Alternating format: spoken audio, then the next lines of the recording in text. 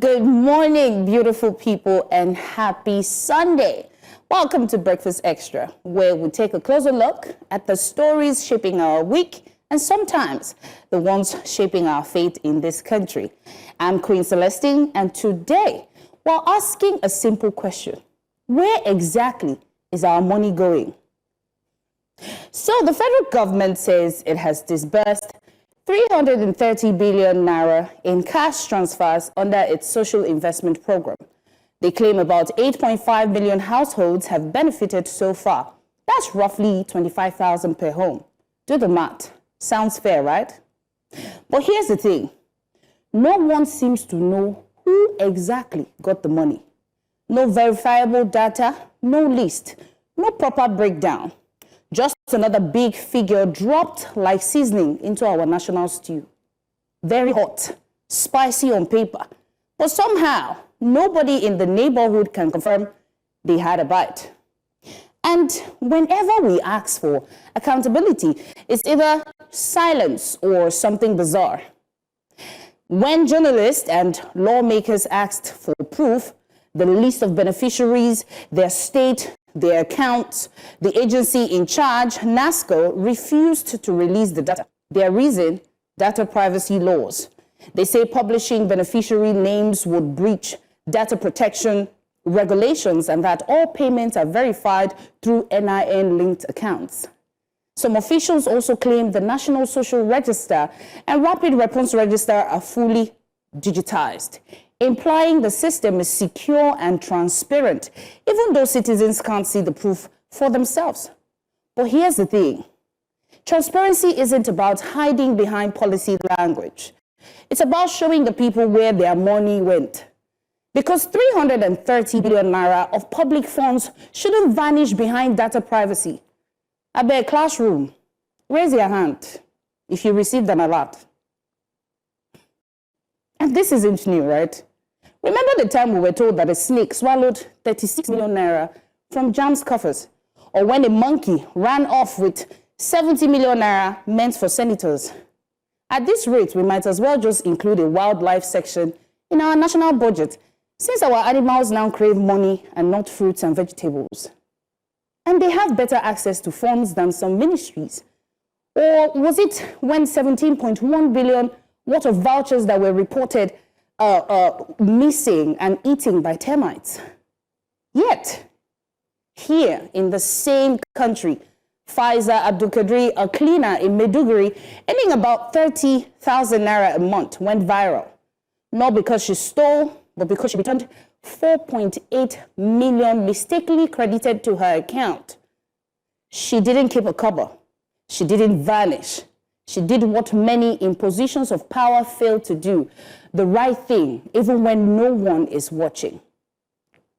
And over at the Federal Ministry of Women Affairs, workers recently protested that they don't even have the basic amenities, the basic tools to do their jobs. No fuel, no paper, no vehicle, no funds to reach the women and the children they are meant to serve.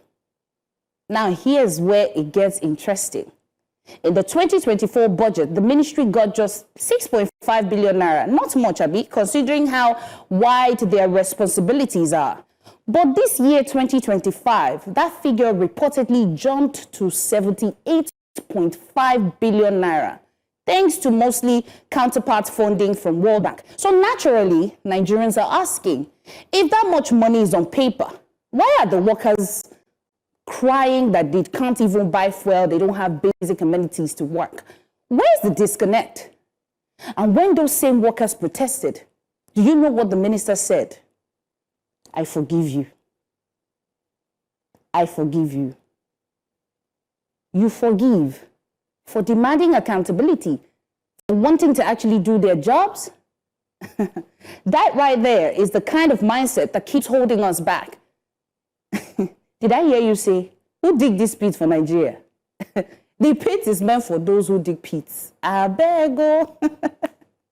But still, we can't lose hope.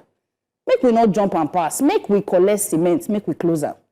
Because for every story of a snake or a missing fund, a Faiza Abducted is a reminder that integrity is needed For every official who hides behind privacy, there's a citizen demanding openness. Transparency isn't a luxury. It's the foundation of truth. And accountability isn't attack. It is our right. So, as we have marked another Independence Day, happy birthday, Nigeria. Maybe the real freedom we should be chasing isn't just political or economic. It's freedom from opacity, from silence, from excuses dressed as policy. If a domestic worker can return millions, then those in power have no excuse not to account for 330 billion naira. We just need more truth and less drama. It's no Nigerian theme. And maybe a Nigeria where honesty doesn't make the news becomes the norm. Good morning again, Nigeria. And of course, welcome to Breakfast Extra. And I'm not going to be doing this alone. I'll be doing it with Judith TV. Let's go over for conversations.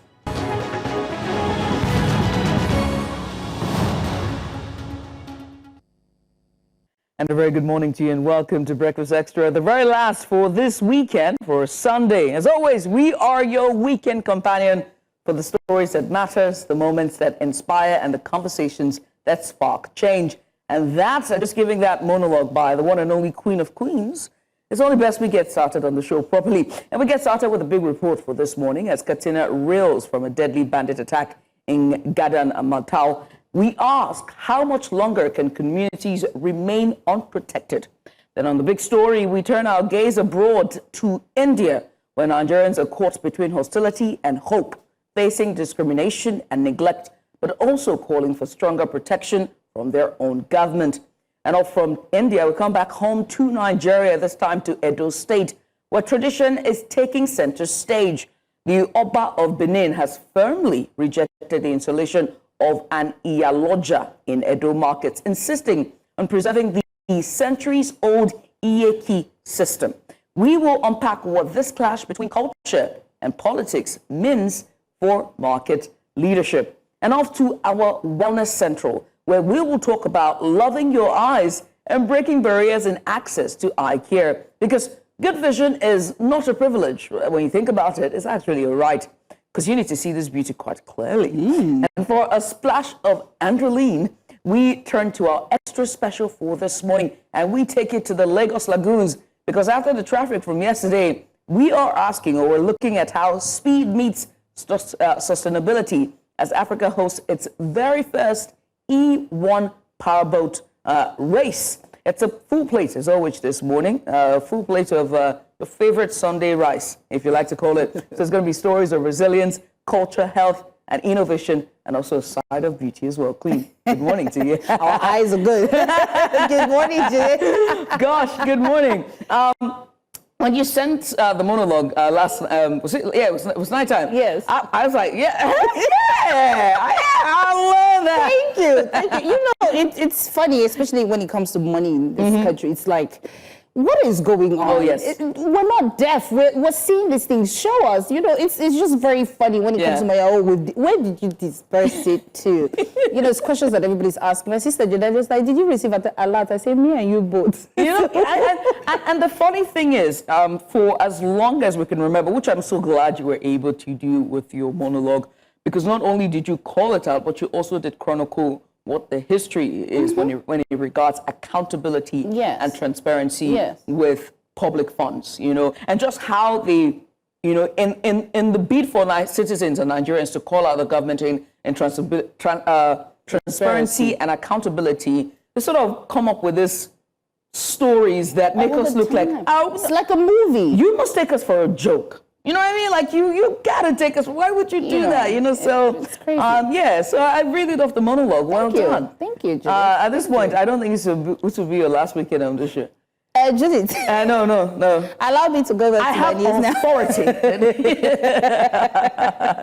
But as always, we're going to get started with our dailies for today. And we're getting started with the Punch newspaper. And Queen has that all reeled up, lined up for you. Awesome. So let's just dive right in. I keep saying happy birthday, Nigeria. It's okay. It's okay. It's okay.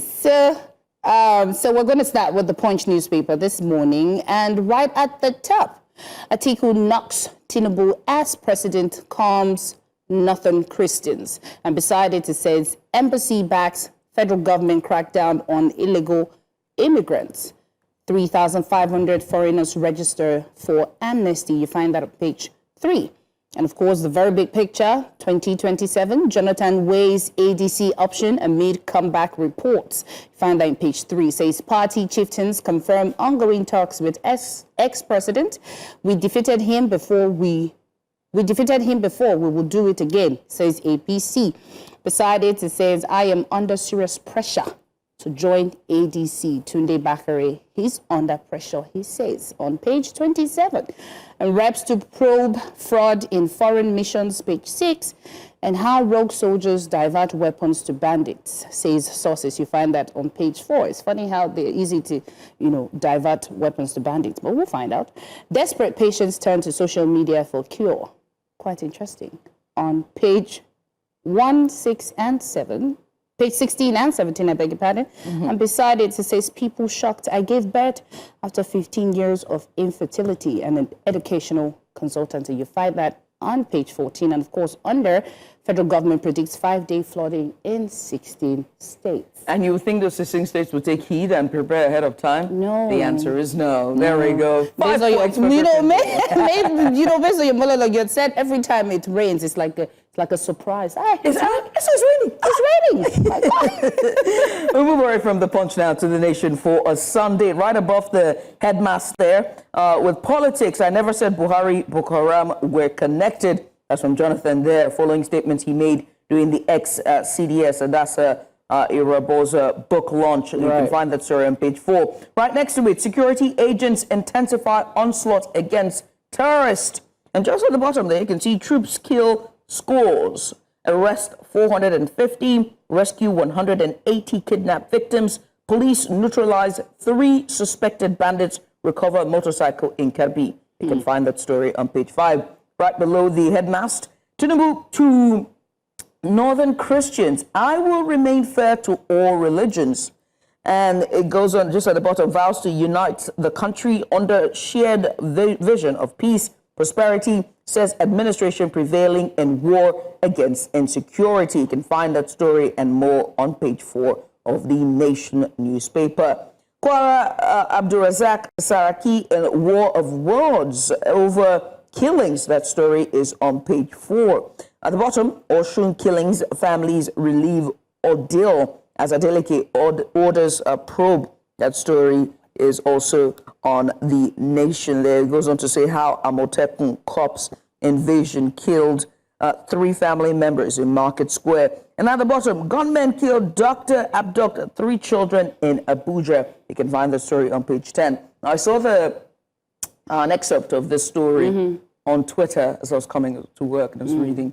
And I said, this is grueling. First of all, they come to his home in Kubwa, I think this was called, in Abuja.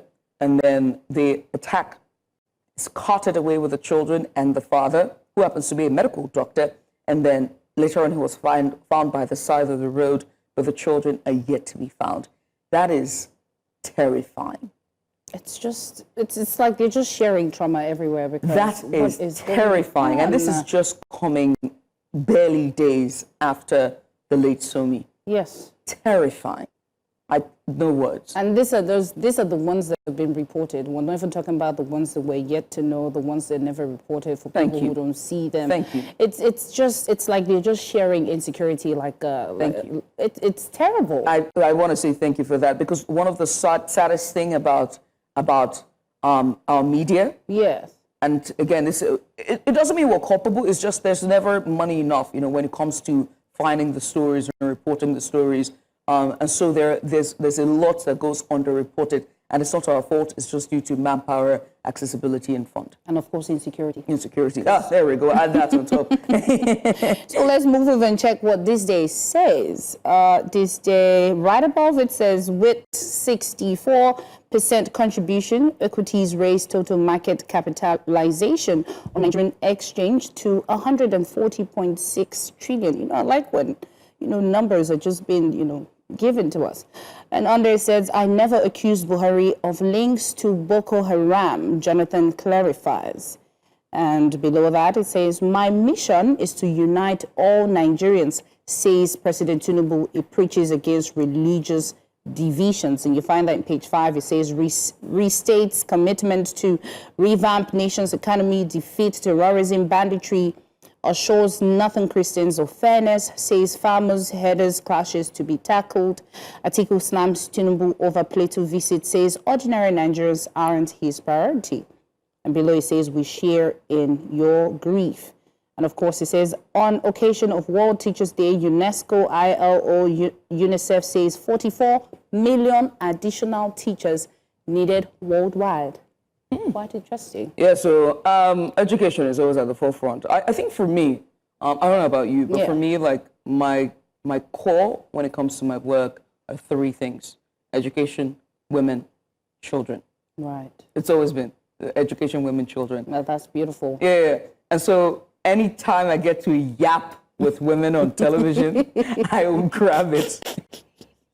And if the entire production is women, yeah! I see what you're doing there, Judith. Let me go. Let my people go. And I see what you did there. Every single time I get the opportunity to be on Just Serious, I'm like, yes. Even if they reach out to me like an hour before, it's like, Judith, it's like, there's a short problem, I'm going to be there. But it's good because it's great energy. Yeah. You know, it's just something about women. We make it happen. Too sweet. And then choose education. Every time I get to yap, and talk about education and the importance of it and how dire it is to improve education. Yes.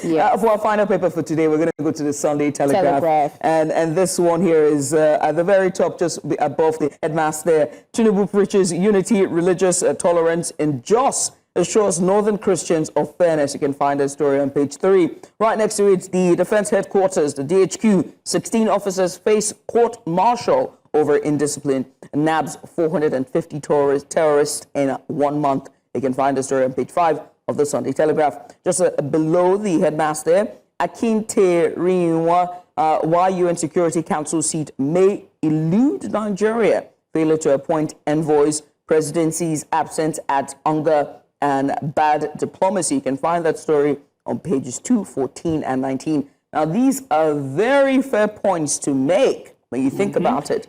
But also, Nigeria is also tackling a lot of insecurity as well across its borders. So to be on there, it would make perfect sense to put them on the Security Council. Moving away from that, Abu, that's the Ahmadu Bello University, loses 2,000 staff to local foreign employers. That story is on page 22. Is this 26? I want to be. I don't know if this is Abu Ahmadu Bello University, but I'm just going to leave it there. But I think that's what it is. At the bottom there, why we opposed 4% FOB levy, and that's from the ANLCA vice president. That story is on page 8.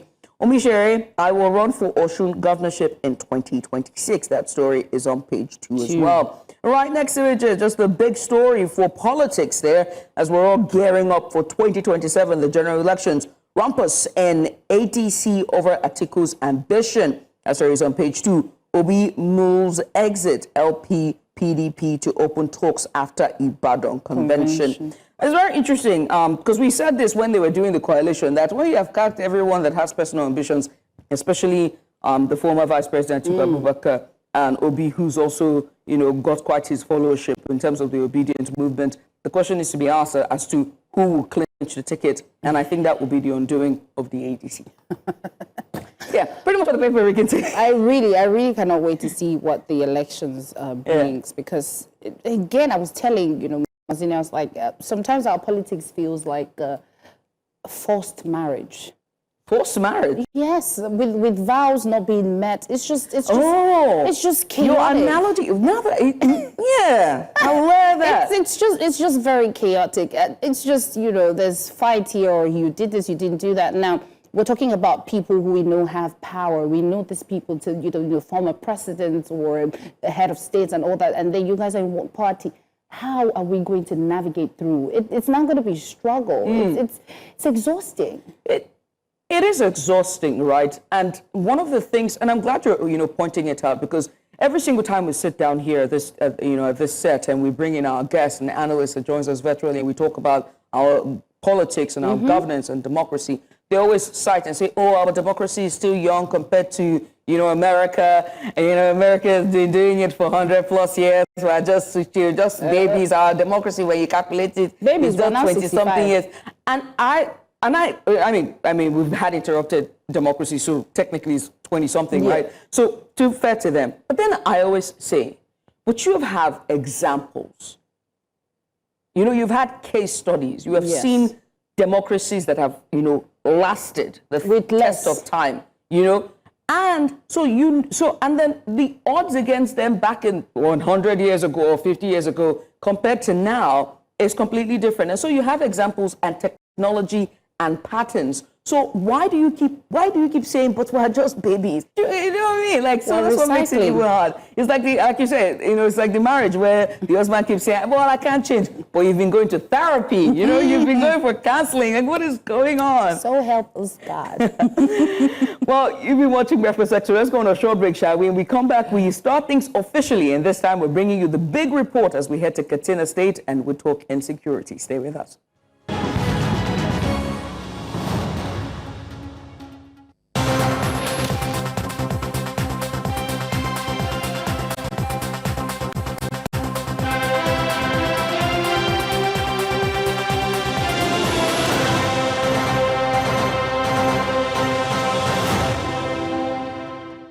Good morning again, beautiful people, and of course, welcome to the big report.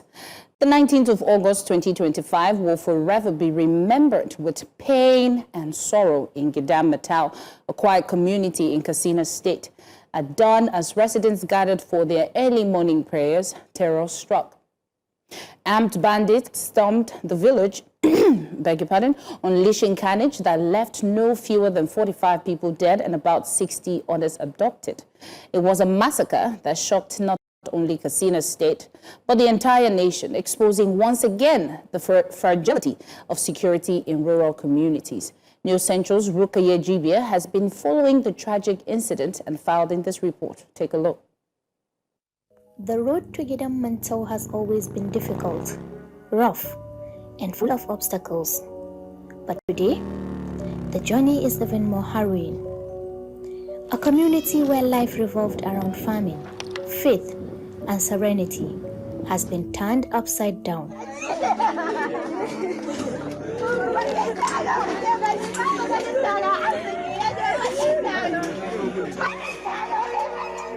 According to a press release by the state government, at least 13 people lost their lives during the attack, but the locals tells a different story.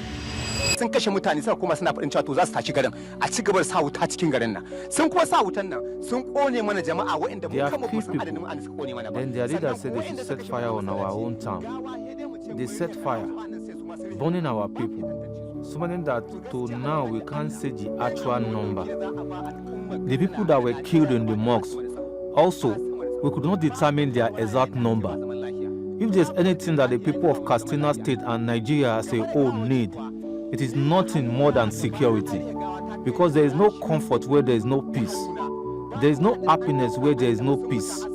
I personally buried 23 bodies in total with my own hands. Some that were taken to the hospital died also. They were brought back and buried by the roadside. We do not know how many, only God knows. They kidnapped many, we do not know the number. They were those who were scattered in the forest. They were neither killed nor taken away by the gunmen. At least the number of people we lost is more than 50. The scene here is heartbreaking. Many homes have been reduced to ashes, walls blackened, roofs caved in, memories destroyed in an instant. Families are grief-stricken, mourning the loss of their loved ones. Mothers, fathers, brothers whose lives were brutally taken during the attack. Lokacin da suka sami yaran nan da ya rasa mafita ya haye sili suka sawa gidan nan wuta. Wuta! Wallahi yana sama. My brother climbed through the ceiling trying to escape. They set the house on fire. He came down and aimed for the door because of heat, but they shot him dead. We are good citizens, we don't take matters into our own hands. All we are asking is for the government to help us bring peace to our village.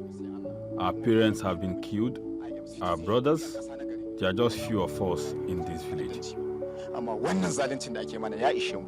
An kashe iyamu, an kashe kannanmu, an kashe yayyanmu. Ɗaya ku muka rage a garin nan.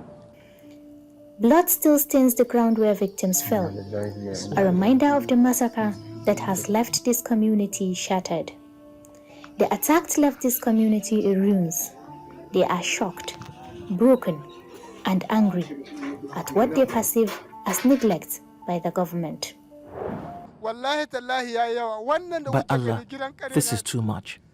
What you see here is my younger brother's house. Our father has been killed. Our younger ones have been killed. All our children have been taken away. What do they want us to do with our lives? Truly, we do not even know what government is. Our whole lives, we have not experienced any benefit from the government. We have no schools. Nothing in our lives has remained intact. Our families have been killed. Our children taken away. Now, where are we supposed to go? By Allah, if this town crashes, the entire western part of the Malumafshi will fall. Our houses have been burned, and no form of brutality has not been done to us.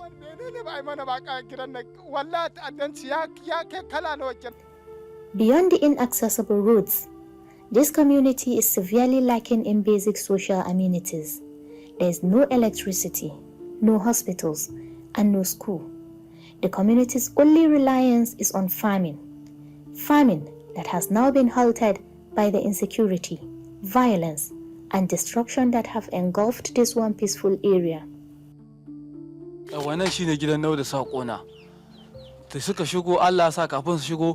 This is my house. They burnt it. Before they entered my house, I heard the sound of gunshot, so I hid in the corner inside my house. See it there. I climbed through the ceiling. I told my wife to hand me our baby. Then I also held her hand, and we climbed up there. That was how we escaped. Lokacin da Allah ya saka sa wuta bata fara karfi ba, sai Allah ya taimake mu muka sako. Tunda in bacin haka mu da haide mu kone a saman sili. As the people of Gidan Mantau begins the long process of healing, the community calls for urgent intervention, security, aid, and justice. Their hope now rests on the government to heed their cries and restore peace to this devastated land.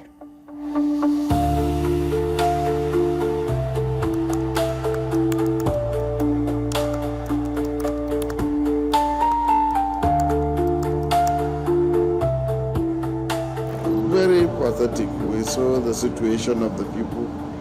We saw the orphans whom their parents have been killed. We saw the houses that were burned. And we sympathize with them, we condole with them, and promise to see what the government can do to lift up to their problems and also provide the necessary solution. In Katsina, for News Central, Rukayyah Jibia. And now to give us more update on her experience covering this very deeply troubling story, we have our correspondent, Rukayyah Jibia. She joins us live now. Rukayyah, it's good to have you on the program. The last time that I saw you was here in Lagos, but your journey so far since covering on the ground in Katsina has been one that tugs at my heart. I can see from your face you're stressed. Tell us, how have you been since the 19th of August? But it's always nice seeing you, Judith. It's always lovely seeing you. Yeah, you're shinier than this. They've stressed you in that Katsina. All right, I need you to take 5 days off. You know, I can give you my remaining 5 days. But tell me. It's okay. But tell me, Rukayyah, I want you to share with me the experience in filing that report and just being on the ground, but most importantly, your welfare so far since you first arrived in Gidan Mantau, and so far your work in Katsina. I think people need to understand, the struggles behind the scenes, especially for yourself and reporters like you who are in, insecure-prone areas and dealing with, issues. Please. Let me start with when I arrived Gidan Mantau. When I arrived Gidan Mantau, I was overwhelmed by the scene. You know, corpses were still burning when we arrived. There was this, the atmosphere was filled with anger, with grief. You know, they were mourning, and at the same time, they were angry because they feel abandoned by the government. They feel abandoned by the government. I can tell you that in my years of reporting conflict, I have never seen something as cruel as what happened in Gidan Mantau. This experience will forever remain in my heart. I can say this is one of my best stories and this is one of my worst stories because I am still traumatized from what happened in Gidan Mantau. And I know that this is not leaving me anytime soon. And when it comes to us reporters that report in insecure places, I can say that we face many challenges. Judith, I won't lie to you. You know, Gidan Mantau is one of the stories that I can say is still the effect of Gidan Mantau. I think I will carry it for many years to come. After this report, I was very angry and I was traumatized. I felt that, no, this is not supposed to happen to anybody else. This is not supposed to be happening. I don't want this to happen to anybody else. So I keep on posting the story on social media. I keep on pushing the story, posting it to the extent that I angered the government. You know, and I angered the members of the APC, and before you know it, they were arresting my family members. You know, they were pursuing me up and down here and there. The police even invited me. But I can say upon all the stress, you know, and upon all this drama, the thing that still stayed in my heart is the horrors that I saw in Gidan Mantau. The horrors that you saw in Gidan Mantau. First of all, I want to, I want you to take deep breaths, okay, Rukayyah, because we're still going to go deeper into the horrors that you're about to share. Seeing how shaken you are just by what you witnessed, I can only imagine the reaction of the survivors and families, you know, of those who lost loved ones. What was it like talking to, you know, the respondents and members of those communities, seeing their loved ones charred the way that they are? And most importantly, are you back in Katsina, and how's your family? They are fine. We're all good. Talking to those victims, Judith, it was very painful. I will lie to you. And it's still in my heart. You know, there was a woman, I can still see her face. I still dream of that woman. 2 of her kids were dead. She lost the 2 kids during the attack. One is just a baby, not up to a year, and then the other one is a toddler. The whole building collapsed on those 2 kids. And I met this woman, and I asked her. She was crying silently, and I asked her, "Ma, what do you want?" And she said, "Death." She said, "I want death. I just want to die." You know, I still see that woman in my dreams, and I don't think this is going to leave me anytime soon, because I just know that these people, the government have failed them. The government have failed these people. Judith, there was no single school in Gidan Mantau. There were no hospitals. The victims that were shot during the attack, most of them died because there was no hospital. They couldn't take them to the hospital. And the bandits, when they attacked, they took all their bikes, you know, the ones that they can't take, they burnt it. So there was no means of transportation. And even if there is, the roads, you can see the roads in the video, the roads were so cracked. So they couldn't take them to the hospital. They just left those people to die. One of them told me that his brother was shouting his name, saying, "Please help me, please help me, help me, take me to the hospital." But he couldn't do anything. He died because there was no means of transportation. So I'm telling you this two people, their story still lingers in my heart. And I don't think I'm forgetting that anytime soon. Rukayyah, it's really sad that you had to see that in real time. You know, a lot of people see videos and they see, you know, but to them it's far. But you reported it, you saw it. And like you mentioned, you know, you had people coming after you. And it makes me wonder, is it that they don't want people to know that this insecurity is real and it actually happens? Apart from them coming after you and arresting your family, what has been their response to this incident? Now that you've put it out there for the world to see that this is happening in Nigeria, it's not anywhere else, this is not Gaza, this is not Israel, this is Nigeria. Have they done anything so far concerning this incident? Because, you know, from this report, it is obvious that it is happening. What have been there? Have they been there? Has any security presence showed up? What have they done for the community? Have they been able to take people out, help? What have they really done? When we arrived Gidan Mantau, by the time we arrived, there was no single security presence. No police, no army, no vigilante, civil defense, nothing. There was no any security, not a single one, till we left. You know, when I arrived Malumfashi, I went to meet the DPO, and I told him that I want to go to Gidan Mantau, but they said the road is not good and there are bandits. So I want you to give me policemen and maybe vigilante groups to escort me to that area. And the DPO was very, very nice. He accepted and they escorted us there. So on our way down to the village, there was no single, I expected that maybe there would be army checkpoints and all, but there was no single security presence. And I asked them in my interview, does any police or army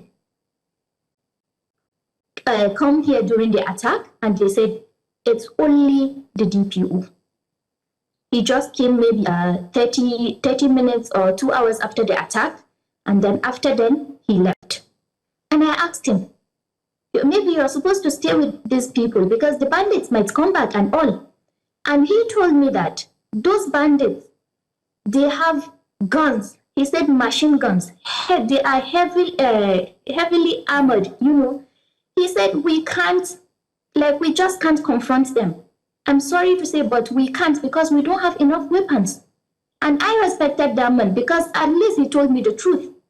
So that is it. And then after the attack, like I told you, I went on social media and I keep posting the stories. I keep posting the victims, you know, and there was a lot of backlash. There was a lot of, attacking from social media. They were calling out the governor. I think that is what angered them. That prompted them to arrest my brother in my place. But the thing is, they denied it. They said they didn't arrest anybody. They even accused me of being from the opposition party. They said I was paid. But deep inside me, I know that I just want them to do what is good for these people. So after all the social media attacks and all, then the governor visited the people of Gidan Mantau. And he made a lot of promises. You know, he said he would build schools, hospitals, and all. To date, I don't know if he has done that because, like I told you, I went through a lot, and I just had to leave Katsina. Now, Rukayyah, I think me and Judith were lost of words seeing this report, and it is devastating. You know, it's heart-wrenching. It is heartbreaking for us sitting down here and reporting. Like Judith mentioned, you know, the last time she saw you, you were in Lagos, and now you're there reporting. And it would have taken so much on your mental health. So how are you navigating? You mentioned, you know, seeing these people in your dream. This is just showing somebody who truly wants you want what is good for your country. So how are you navigating, the intensity of this assignment? How are you coping with this? Because, of course, if you're dedicated to show this, I'm sure that you're gearing up to show more. So how are you managing your mental health? First of all, I'm in therapy. When I came back from Gidan Mantau, I said I'm done with journalism. I said I'm not going to report anything again. I'm done. I'm just done. I'm not ready for this. As you know, I'm a mom, and I just don't want anything to happen to my kids, because what happened in Katsina, there were a lot of threats on my life, social media attacks and all. But while I'm in therapy now, my therapist asked me that, what do you want? Do you think reporting these attacks, do you think you're doing something good? And I said, yes, I am. And of course, Mr. Kayode has always been there for me. He's my godfather. And I can say he changed my mind, because I was truly living, but he changed my mind. And now I can tell you that, Judith, I am more than ready, to continue this conflict reporting. And Rukayyah, I know that to make things lighthearted, you know me, I always try to make things lighthearted. It's very interesting how you keep calling Queen Judith, because we look alike, isn't it? And the way we're smiling, we all look alike. The way we're smiling, we all look alike. Yeah, of course. And big shout out to the management of New Central and our dedication to continue to report the underdeveloped and the underserved people. And you are one of the faces of that movement and that core that we represent. Ours is to do the ugly job, and you make us look better just doing the work behind the scenes. And before I go on to my next question, I want to say well done and thank you. Thank you, Rukayyah. And join all the energies. We're sending all. How I like to think that my heart is a ray of sunshine. If you can catch a sunshine, that's exactly what my heart looks like. So I'm sending all that sunlight to you and all that and all that rays to you. But Elliot, you talked about how the powers in Katsina at one point felt like you were on this your report and on this assignment at this point that they sort of started to think that you're one of the agents of the opposition. And so I have to ask about the politicization of insecurity. One has to look at that, where instead of us doing the job and instead of us going behind the scenes and try to get word out and get the right attention to these areas and these insecure places and the lives that are at the balance, it's now being politicized, and how it makes your work extra difficult and threatens your life and your loved ones, including your child. So I want to talk about the politicization of it, but also I understand that this is not the first time these attacks are happening. In fact, the survivors and the families who live in Gidan Mantau have consistently, tried to get the attention of the government, and it was only after this attack before they showed up, and yet, afterwards, you're being targeted. I want to talk about that. So, two sides, the politicization and the repeated attacks and the aftermath. Okay, let's talk about the politicization. In Katsina, I can say that everything is politicized now. I think even our journalists, most of them are pocketed. You just can't say anything. You have to follow what the government says. If not, then you are an enemy of the state, enemy of the government, and then you are from opposition. So I am sure most of our journalists in Katsina can't say a word. Their mouths are zipped. To even maybe to do a story, to look for an analyst that will analyze the situation for you in Katsina is hard. Because if you do that, then the next thing is you are getting an invitation from maybe DSS or the police. So everybody is silent in Katsina. I can tell you that it's just few people, I included, that can talk about the things happening in Katsina. So I can say, instead of them to focus, like you say, on what is happening. No. They will just mask it with politics. You know, if you talk about it, then you will be attacked, that you are from the opposition. Maybe you're just trying to tarnish the image of the governor. Before you know it, they will be after you. The police will be after you. Everybody will be after you. And if the police or the DSS or anybody can't touch you, then what happens next? Their thugs will then rise up against you. So that is what is happening in Katsina, Judith. Right. So, Rukayyah, I think my question now will be, you mentioned that after the report, the governor was able to get to the community.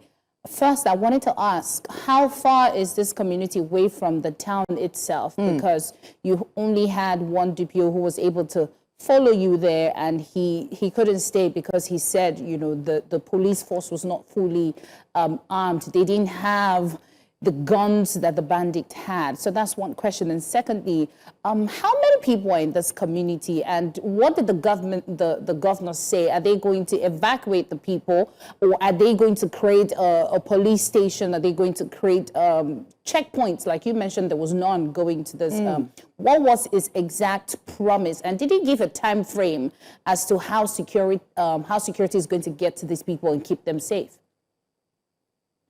Okay, sorry, let me correct you a bit, Celestine. Yes. The DPO didn't follow us there. Okay. His boys did. Okay. Yes.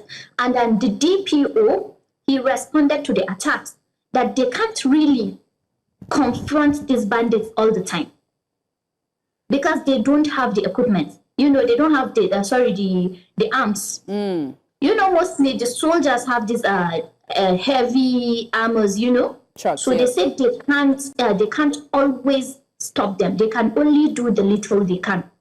So that is what the police said. As for the governor, after he made the promises, I think some of the senators and House of Representatives, they called on Mr. President.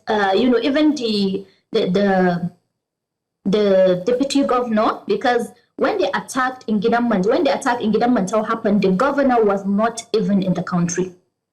So the deputy governor, I think he went to the president and told him that this is what is happening, so that please they should help us here in Katsina and all. So they promised to bring an FOB,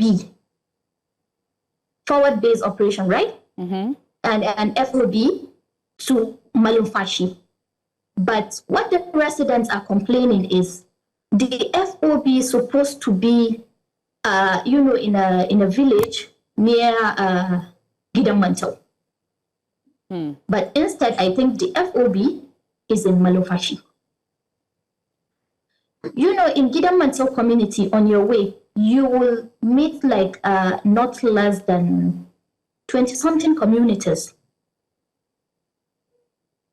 20-something communities. They are all surrounded, just little villages. So I think thousands of people are living in that area, So the FOB is supposed to be in that axis, not Malumfashi. You understand? Right. And then again, there is no any time frame. The governor didn't mention any time frame. He just said that he promised to build them schools, access roads, and hospital. I don't know if it is built because I didn't go back to Gidan Mantau up to today. So that is it. Right. So I have to talk about, as we wrap up this hour, I must say thank you, Rukayyah, for just taking out the time to join us this morning. Thank you, Julie. I cannot ask where you're living because now I have to send you a private jet and take you to Bahamas. You know what I mean? I'm leaving. So I'm just a ghost. So so you have to be a ghost. I can't ask you. You know what I mean? So you're a ghost. But being a ghost means that you have to appear and disappear at every turn. So do you intend to disappear? Yeah, you know what I mean. So do you intend to disappear and appear in Gidan Mantau anytime soon to just check up on the progress? I would love to. Yes.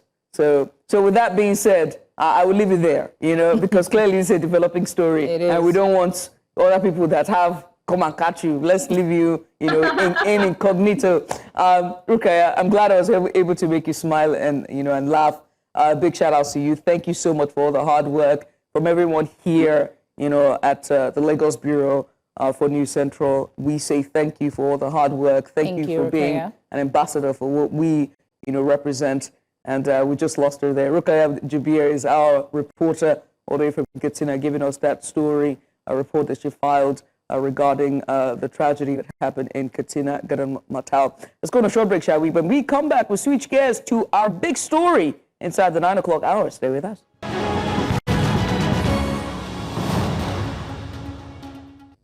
We'll begin this hour with our headlines news. We begin with a security report from Zamfara State where several people were killed and many others abducted on Friday evening. Armed bandits ambushed commuters. Still in northern Nigeria, the Northern Elders Forum has unveiled a comprehensive 10-year development roadmap aimed at revitalizing the region's economy and promoting industrial growth. The plan was presented at a summit held in Abuja, where key stakeholders outlined strategies to leverage the northern region's abundant resources in mining, agriculture, and power. This initiative sets a fresh agenda for economic transformation across the north. Our correspondent, Blessing Aide, brings us this detailed report. Take a look. It was a gathering of policymakers, investors, and development experts united by a common vision. They say the objective is to reposition northern Nigeria as a hub for industry, innovation, and sustainable growth. Stakeholders also add that the Northern Investment and Industrialization Summit, described as a historic and non-political initiative, is designed to accelerate investment in key sectors such as agriculture, mining, and power. It is coming at the right time. He's talking about mining, he's talking about agriculture, and he's talking about power. And those are key elements of an industrialization and a modernization drive for the Nigerian economy, growing the economy, creating jobs, and lifting people out of poverty in their millions. They also unveiled a 10-year framework tagged MAP 2035, a comprehensive roadmap to promote industrial clusters, modernize agriculture, and expand energy access for production and commerce. MAP 25.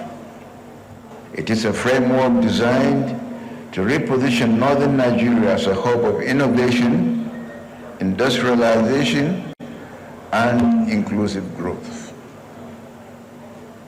If we are talking about issue of industrialization and economic transformation,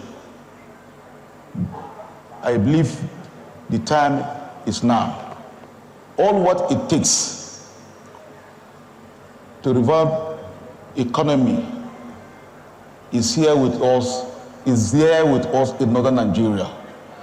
With the MAP 2035 roadmap in motion, participants say the task ahead is to translate plans into measurable impact, boosting productivity, creating jobs, and ensuring northern Nigeria reclaims its place as a driver of national growth. Away from that, activists in Delta State are calling for the unconditional release of Tega Oganedoro, better known as Fejiro Oliver, an activist and online publisher. Fejiro Oliver had been in detention by the Delta State Police Command since September 19th. He was arrested on charges of cyber stalking. News Central's Austin Azu has more in this report. An online publisher, Tega Oganedoro, popularly known as Fejiro Oliver, was arrested by the Nigeria Police Force in Abuja on September 18, 2025, flown to Asaba, and has since been detained at the Delta State Police Command, Asaba. There are strong allegations that has linked Oliver's arrest to the state government and influential politicians in the state.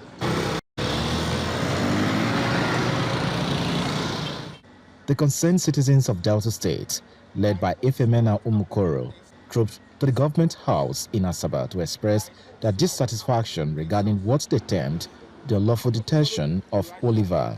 We are here at Government House to register our displeasure over the continuous detention of one of you, who is a journalist, a person of Farouk Oliver, who was arrested in Abuja, flew with a private jet to Delta State.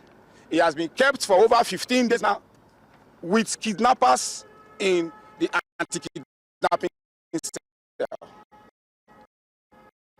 Farouk is not a kidnapper, he's not an armed robber. The offense against him, they said, is cyber stalking, cyber bullying.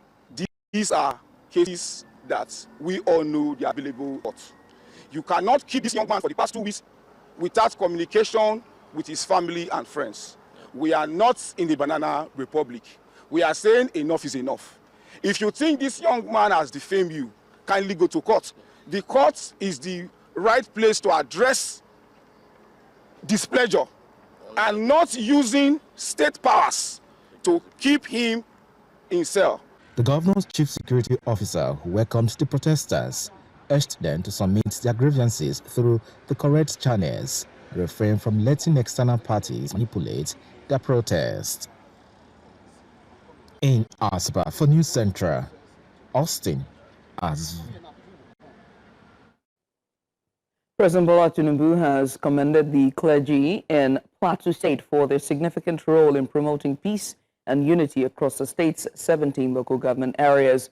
The president gave this commendation in Jos, Plateau State's capital, during the funeral service of Lydia Iyaloja, the mother of the national chairman of the All Progressives Congress, Natawe Iyaloja. Now, both President Tinubu and the Plateau State governor assured residents that every effort will be made to restore lasting peace in the state.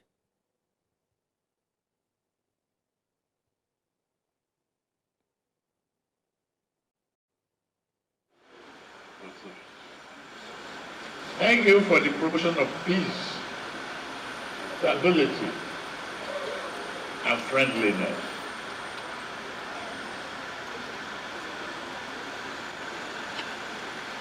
Hate is not an option for us.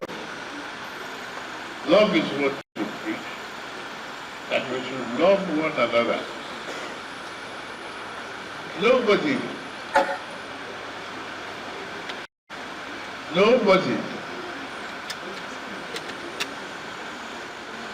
determine what goes as ordained.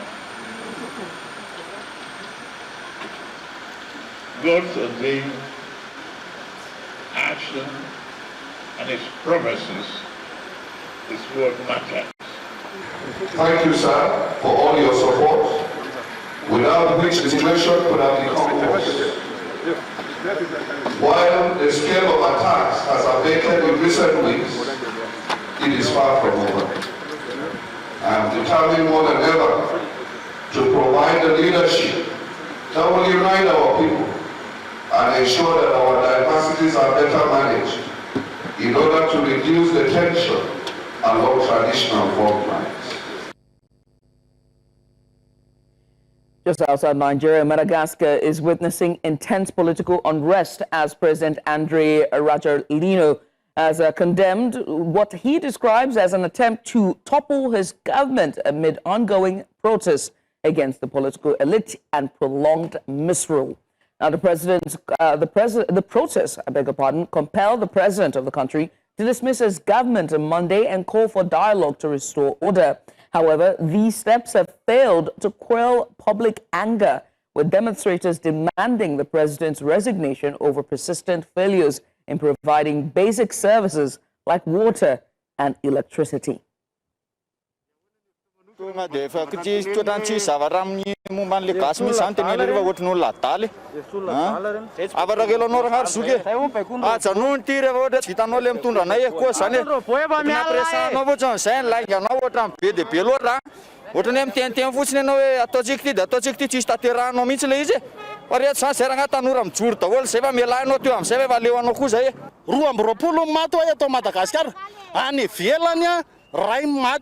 Efa greve be ohatran'inona tany France na el ray maty fa zo eto 2 amby 20 Mbola lazaina fa misy manakarama very eo. Sa endrasanao firinjato no faty. Endrasana firy no faty. Roa zandarma maty zay 220. Dia ahoana ny ataontsika ary amin'izany? Mbola ho jerijerevana fotsiny ihany.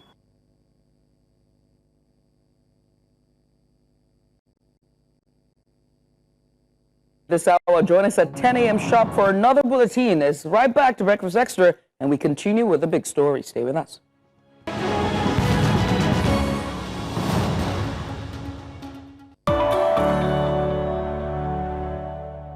Of course, thank you for staying with us, and this is our first big story. In recent days, a disturbing incident in India has once again exposed the harsh realities that Nigerians and other Africans face abroad. Nigerian student, after a dispute with a housing agent, not only lost his home and belongings, but was also brutalized by law enforcement. In the chaos that followed, he was pushed from a 5th floor building, sustaining multiple fractures. Weeks in the hospital brought no compensation and no justice. This is not an isolated case.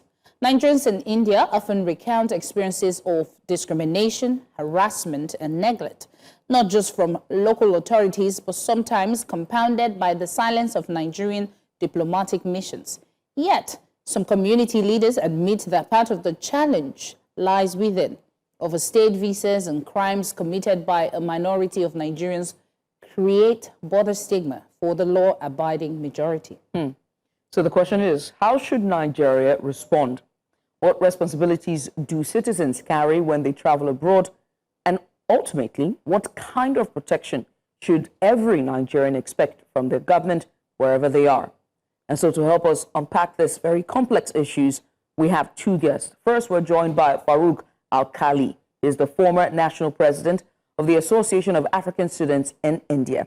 Secondly is Khalifa Aliyu. He's the founder and director of Human Rights Watchdog in India, and also, I understand, a victim of discrimination. Yes. Gentlemen, both, you're welcome to the program, and thank you so much morning. for coming on, and good morning to you. So much. I want to start with you, Khalifa, and for you to first share your experience. You have lived this reality alongside many students and many Nigerians, many Africans, and to hear of this latest case is bizarre. So first, being pushed from a building, what goes through your mind? It was just like a thing to me, because I've never thought I would experience such type of thing. Because the men, they came with their guns, and there were more than 30 of them. They burst inside the room, the house, the door. They busted it and came in, and the experience is just, I don't even like to even remember, because the trauma also, even if I want to sleep, I will just be thinking about it and just trying to try and find a solution to that, and make sure the many students also here in India are not, their life is not at risk, like the way mine went through. Khalifa. Because the people, they are used to doing that to Nigerians, most especially Nigerian people. If they just notice you're a Nigerian person, even the way they will treat you is different. So what you're saying is that there is discrimination against Nigerians, finding out that you are Nigerian, immediately and automatically the treatment is hostile. But I have to ask you first to share what led to that dispute, to the point where you were pushed off from, a 5-stories down. Share with us what led to that all the way. Just share your story, your experience, so it can give us a sense of background and for our viewers at home. He gave away, because they are house agents. They normally give houses to Africans. Okay. He gave me the house, and I bought my properties because it's a raw flat. There's no property, there's no beds, nothing. So it took me the apartment, that I'll be paying 20,000 rupees every month. Said, okay, it's fine. I continue still paying. So the main issue, what really happened, he went and locked the house. Because what they normally do, if they just get another African that are looking for a house and apartment are not there, they'll just come and just tell you that you have to pack out without any reason. Then he did it to me because in front of me, he did it to like 5 good people. The last one, he did it to before me. I was coming back from the school. I was at the gate of the society, so I saw a lot of people there. So I decided to park and hear what's happening. So the boy was like, he collected his whole property and he called some people to beat him up. I was like, but he did the same to me. He collected my property till today. He haven't given me my property. The guy was there at that day. So I met him. I told him, why are you doing such thing? This almost how many times? Then he told me that I should not bother myself. I should not worry. I should try and settle this case for him. If I settle the case for him, then tomorrow he'll give me my property. I told him that I'm not interested, but you should just give this boy his property that you took. And tomorrow I'm also coming to collect my property. He said, okay. Tomorrow he called me because they have a shop there, a store in the society, like it's like an estate. So they called me after I went. I thought they are going to give me my full property that he loved because everything was inside the house, both my belongings, both the full property, even my passport was there.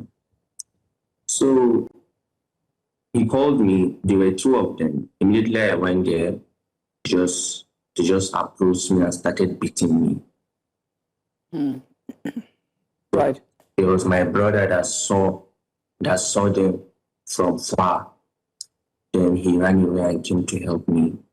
So after he helped me, the fight stopped. We went out. I went to the police station, and the police didn't even answer. Because African person go to the police station in India, that person, the police will not even answer the black person. So I went to the police station, they did not answer me. I called the police also. There's a police that I know. I called him. I was like, because I told him about the case. I told him about the guy, because the guy told me to go and do whatever I'm going to do. If I like, I should go and report it to the police. He will not give me the property. And I said, it's fine. And I came back home after the first incident, after they beat me up. And I came back home after I went to the police station.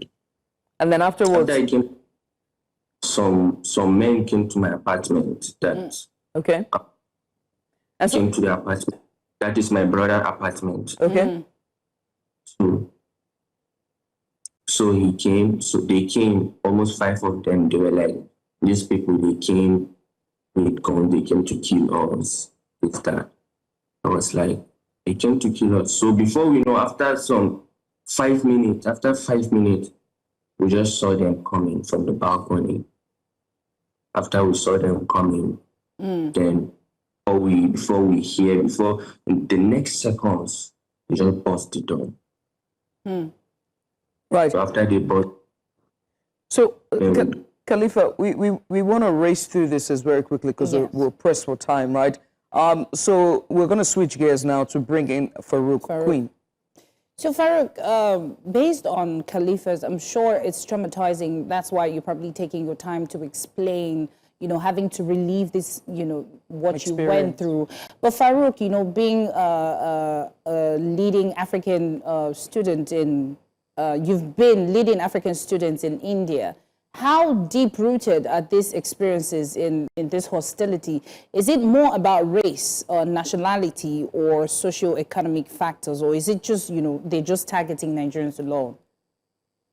Okay, good morning once again. And thank you for giving me this opportunity to come up and then give my own opinion regarding what has happened or what is happening with our African. Basically, let me just give a brief background of something which people need to know about India. The first thing, before I leave to India, I try to learn what is their do and then what is their don't. Because in every country, as you all know, they have their norms and values that could build that particular country. So you need to define. So one of the problems most of our Africans are facing is lack of proper awareness they need to get before they land into any country. I say, let me relate to India, where I knew most, even though I have some experience in other countries.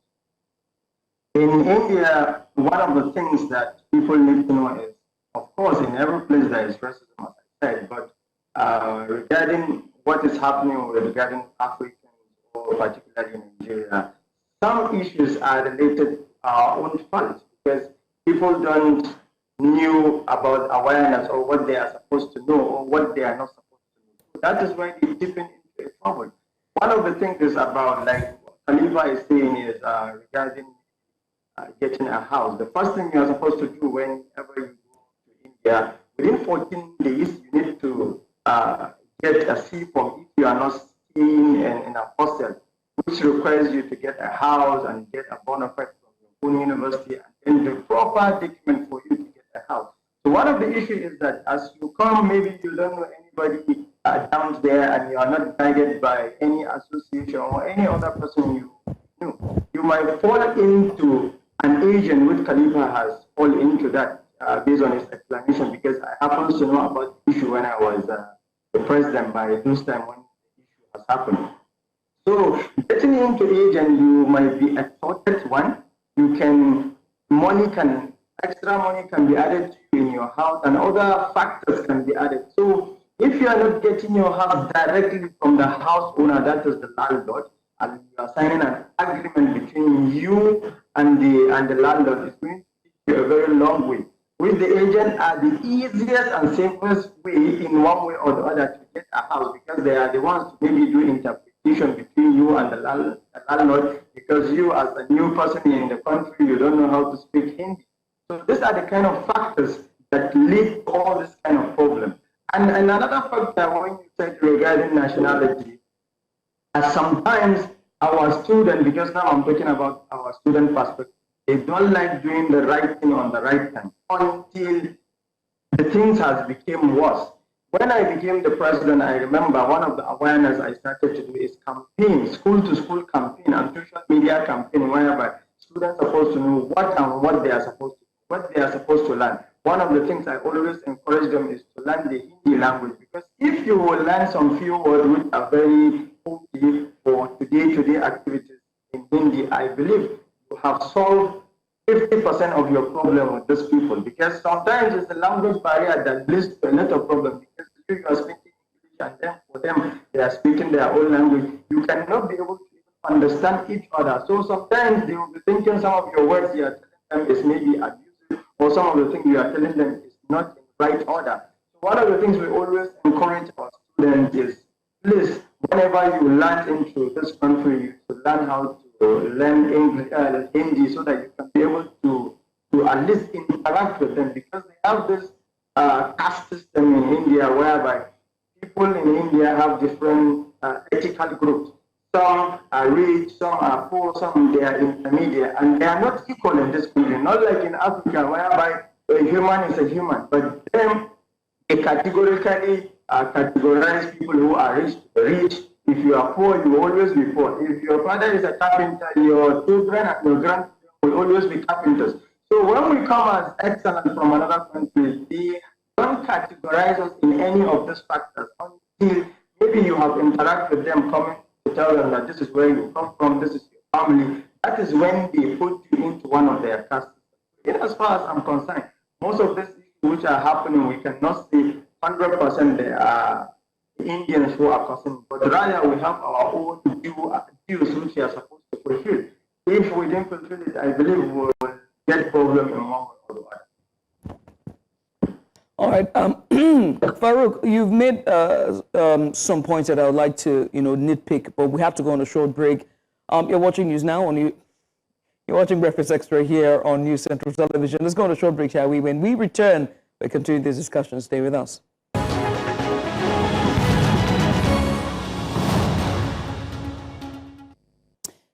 Thank you for staying with us. And before we went on a break, we were talking about Nigerians in India and the hostility that they experience. And of course, we have Khalifa, who's a victim, and also we also have Farouk.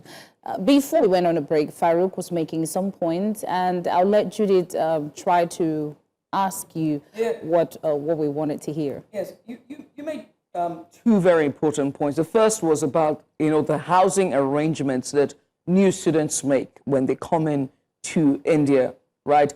And that you said that sometimes they go through agents, which means that the prices will be hiked or inflated. And there's also the type of rent arrangement, which means it can be monthly or annually or bi-monthly. And sometimes students have to go through the agents as opposed to the homeowners, which, from that, it means that there's somewhat of a disinformation or misinformation because the students are not well informed ahead of time. But you also pointed to the class or the caste system, or a class system, I would say. And so when new students come into the country, they do not know how to interact or who to speak to. And so they're not able to navigate the social system there, thereby putting a hex on their backs, right? But let me start with, let's start with that latter part, right?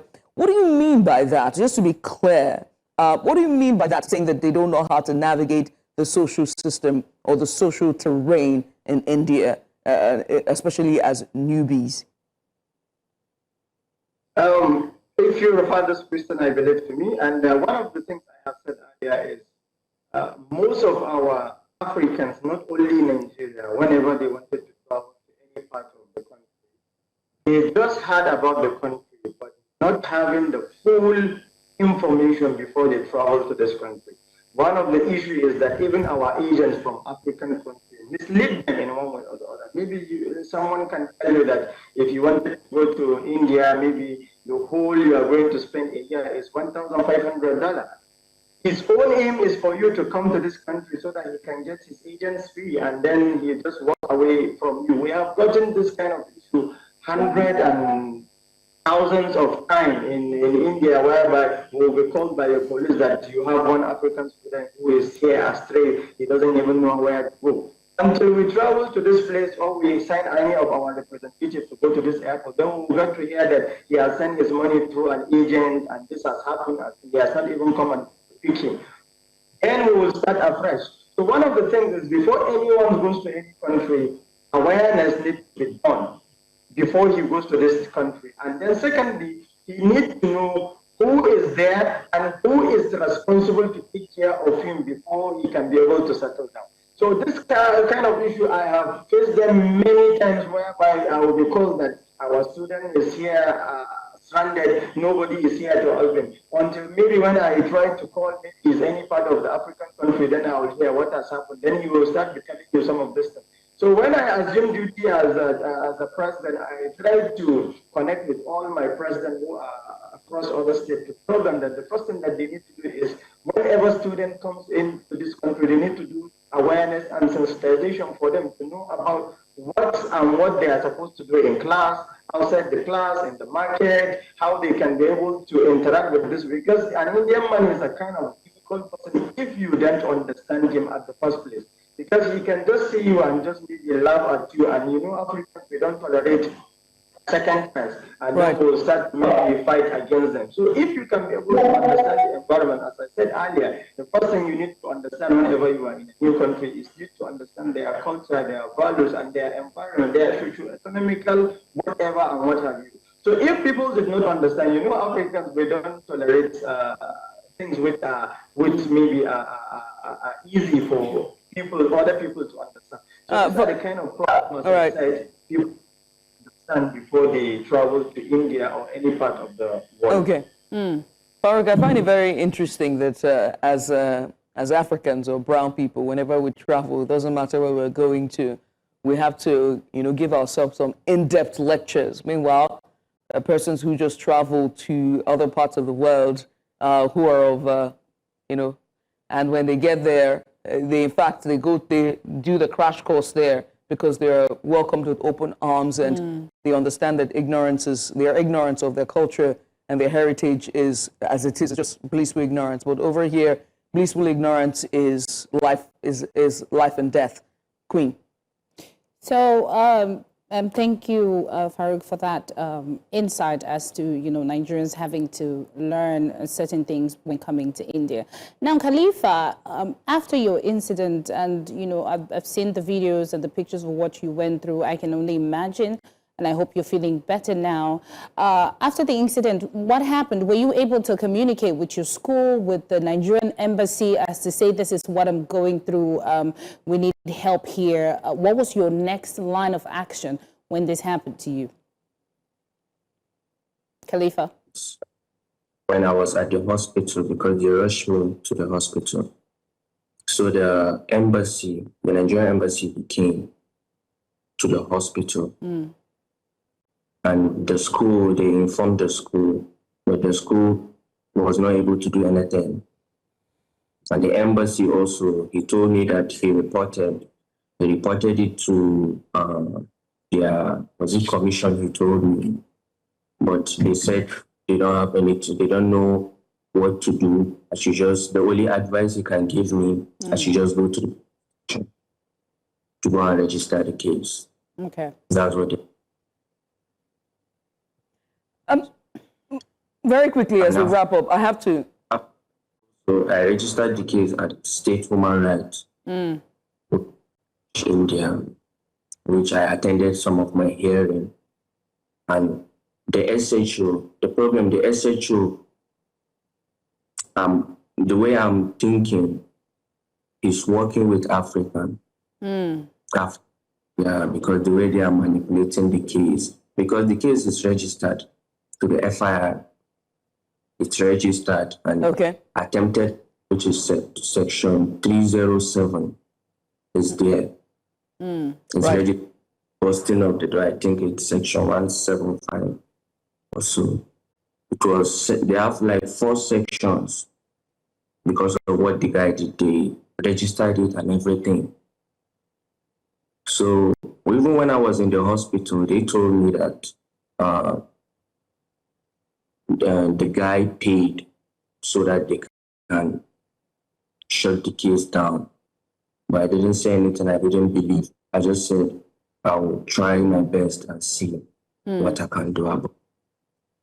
So Khalifa, what we can see now on the screen, was this your conversation with the person working in the Nigerian embassy, and this was the response?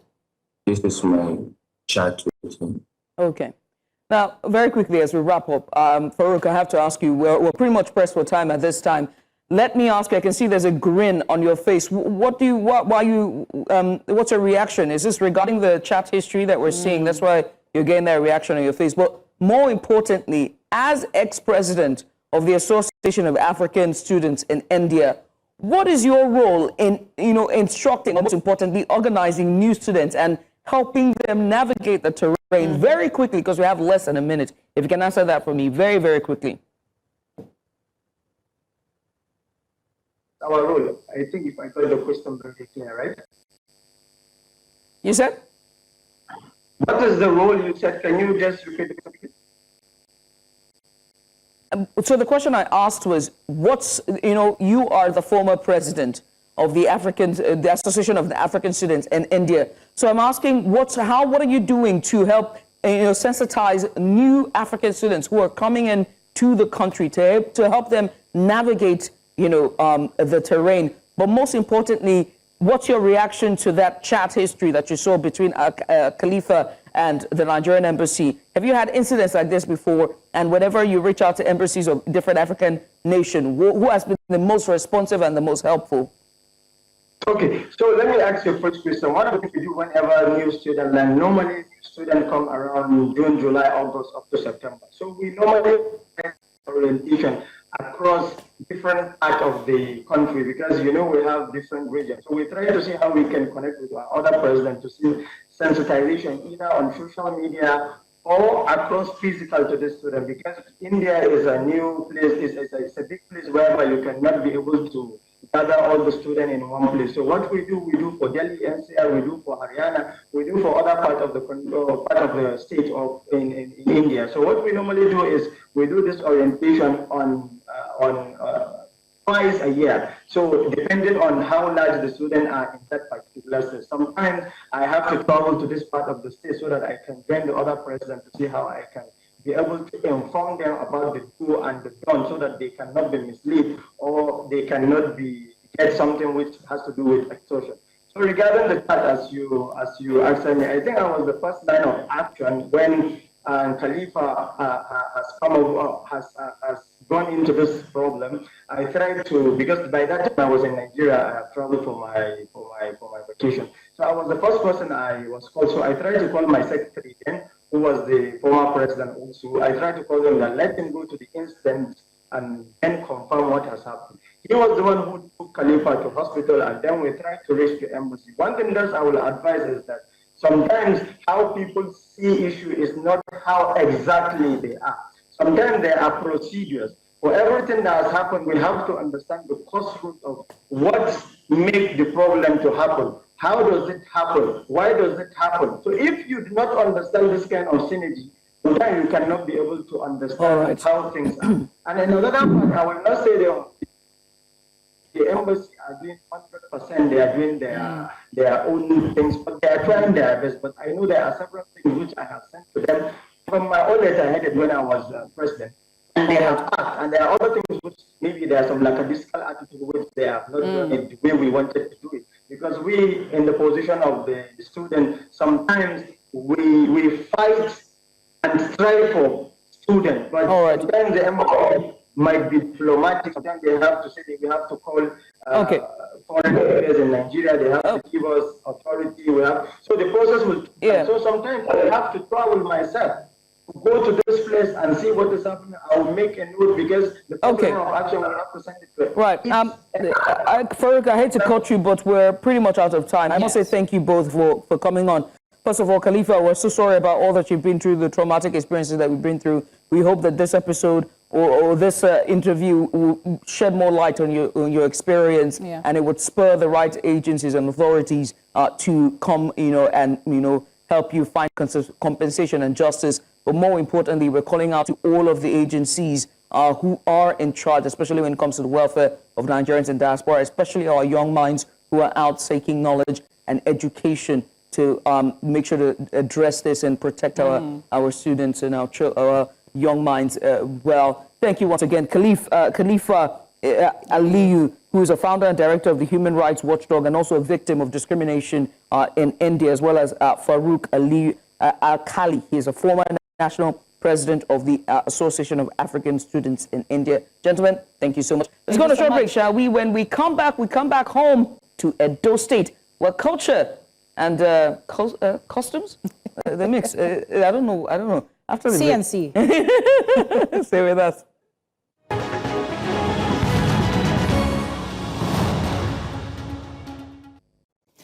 Today we celebrate the real architects of our future, our teachers. This year's theme, recasting teaching as a collaborative profession. It reminds us that education thrives when teachers, students, and communities work hand in hand. From the chalkboard to the digital screen, they continue to inspire, guard, and shape generations. And I love them.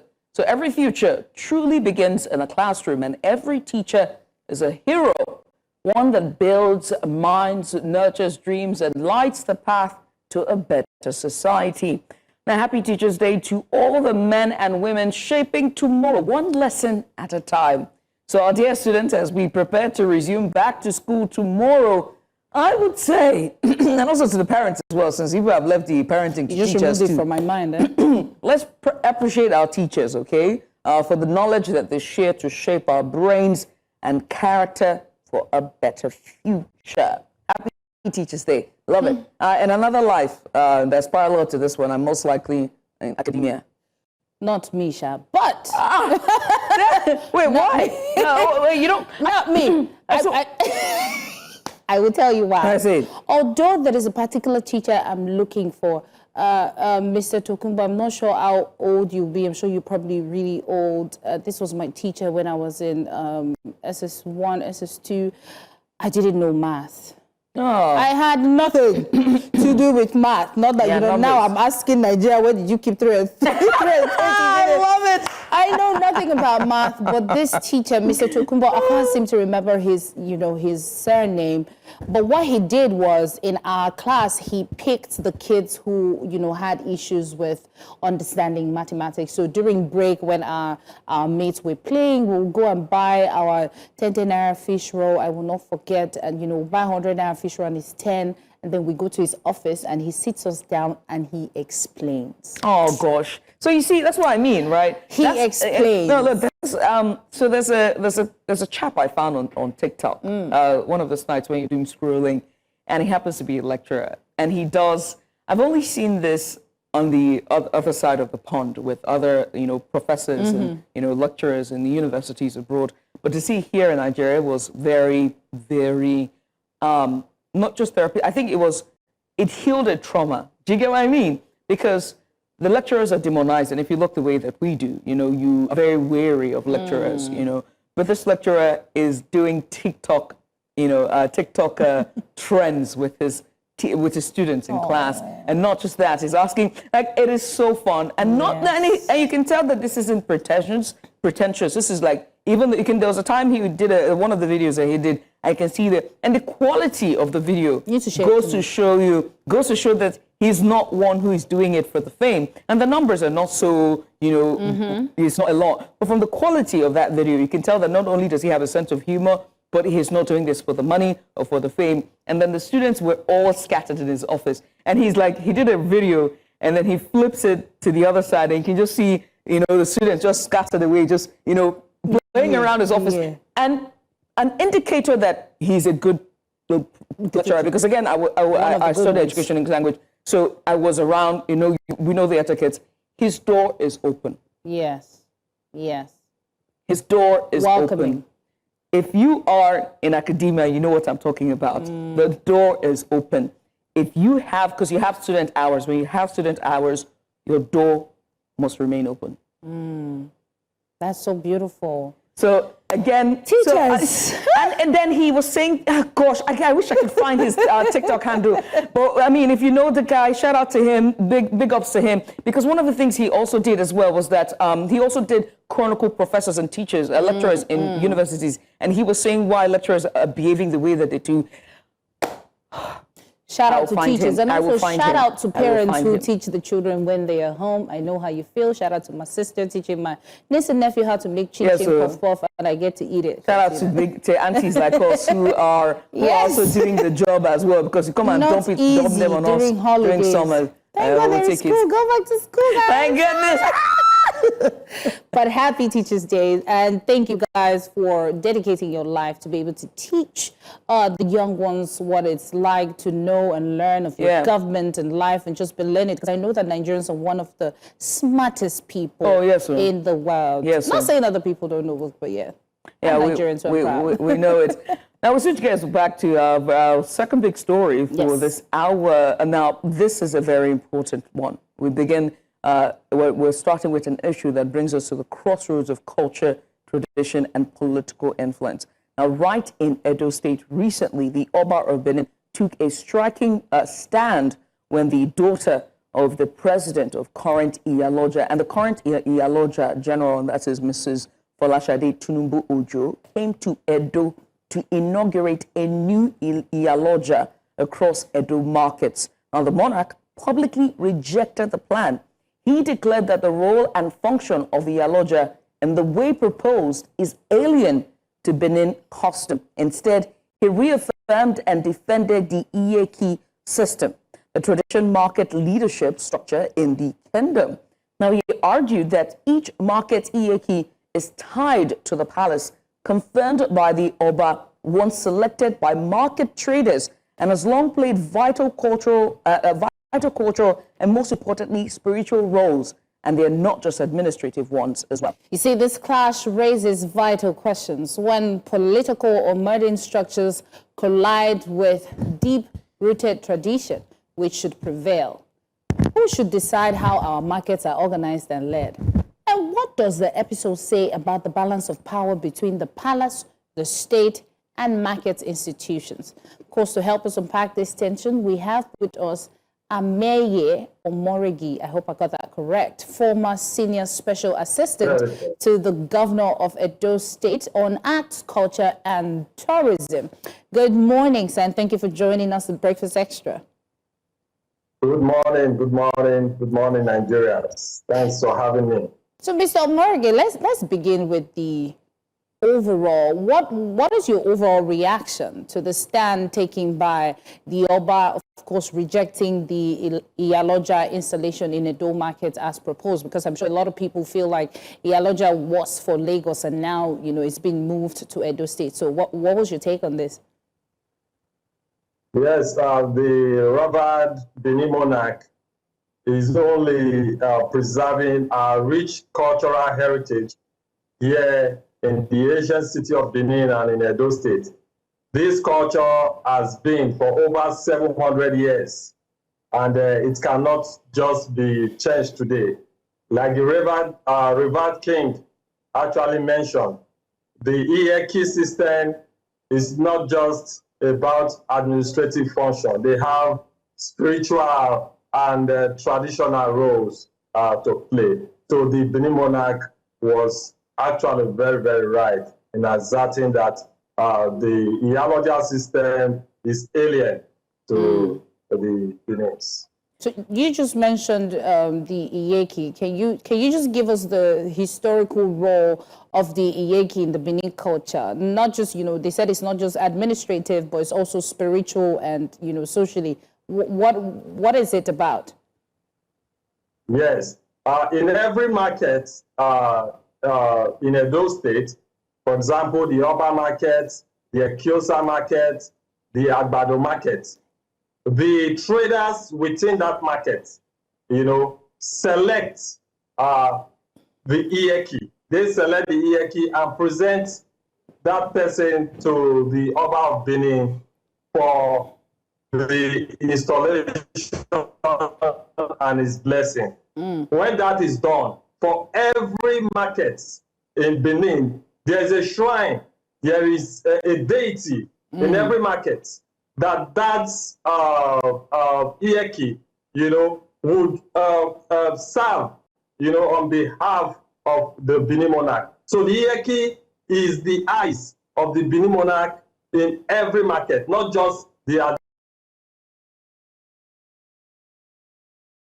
administrative aspect. You know, they do a lot of rituals, a lot of prayers, you know, for the market to go well. So, for example, in our market, we have a shrine called the Awemota, and it is only the Iyeki that is permitted, you know, to sweep and worship around that shrine. It's not just any person. You cannot bring somebody who is not a non-native, somebody who is not a Benin, to come and supersede or supervise the activities of a particular market. And let me say this, you know, every market in Benin is unique. We don't have a central system. Every market is unique, and they are held in different days. We have the Agbado market, we have the Oba market, we have the Ekiosa market. They are all unique, and they have their respective days for holding all of these markets. So that's the way the system is, you know, here. I'm glad we're talking about the system, because we also know that the entire structure of Edo State have changed completely when it comes to politics. And oftentimes that means, yes, so that means from the ground up, it is completely flying the flags or the colors of APC. It will be hiding our heads in the ground as like ostrich if we do not call out the elephant in the room or say the silent part out loud. The Iyaloja general is none other than the daughter of the president. And so one has to ask, would there be any, do you anticipate any consequences giving this move by the monarch rejecting the Iyaloja structure in Edo State? Not at all. The revered Oba of Benin is apolitical. is not a member of any political party. What the Oba of Benin did was to reel out the age-long culture, that has been obtainable, in the ancient city of Benin and in Edo in general. So I don't see any political interface, because the Oba of Benin is apolitical. Whoever is the president, the Oba of Benin is ready to cooperate, whether it's from APC, whether it's from PDP, whether it's from Labour, or whatever political party the president comes from. So that is the way it is. Now, as we're talking about, the Iyaloja, supporters of this type of leadership when it comes to marketplace have said that, a centralized system like this across all markets, they argue that this model brings about cohesiveness or coherency or stronger representation, and even give the women political clout. Would you say that those arguments are valid in Edo State, given already how the political structures have changed in the last 8 months? They are not valid at all. They are not valid. Like I told you, the markets in Benin, in Edo, they have their unique attributes. The Kiosa is different from Oba market, is different from Agbado market, is different from every other market. So each market is unique. Bringing a central system, we are now saying we want them to now work in synergy. That is not obtainable in our markets in Benin. They have peculiar attributes.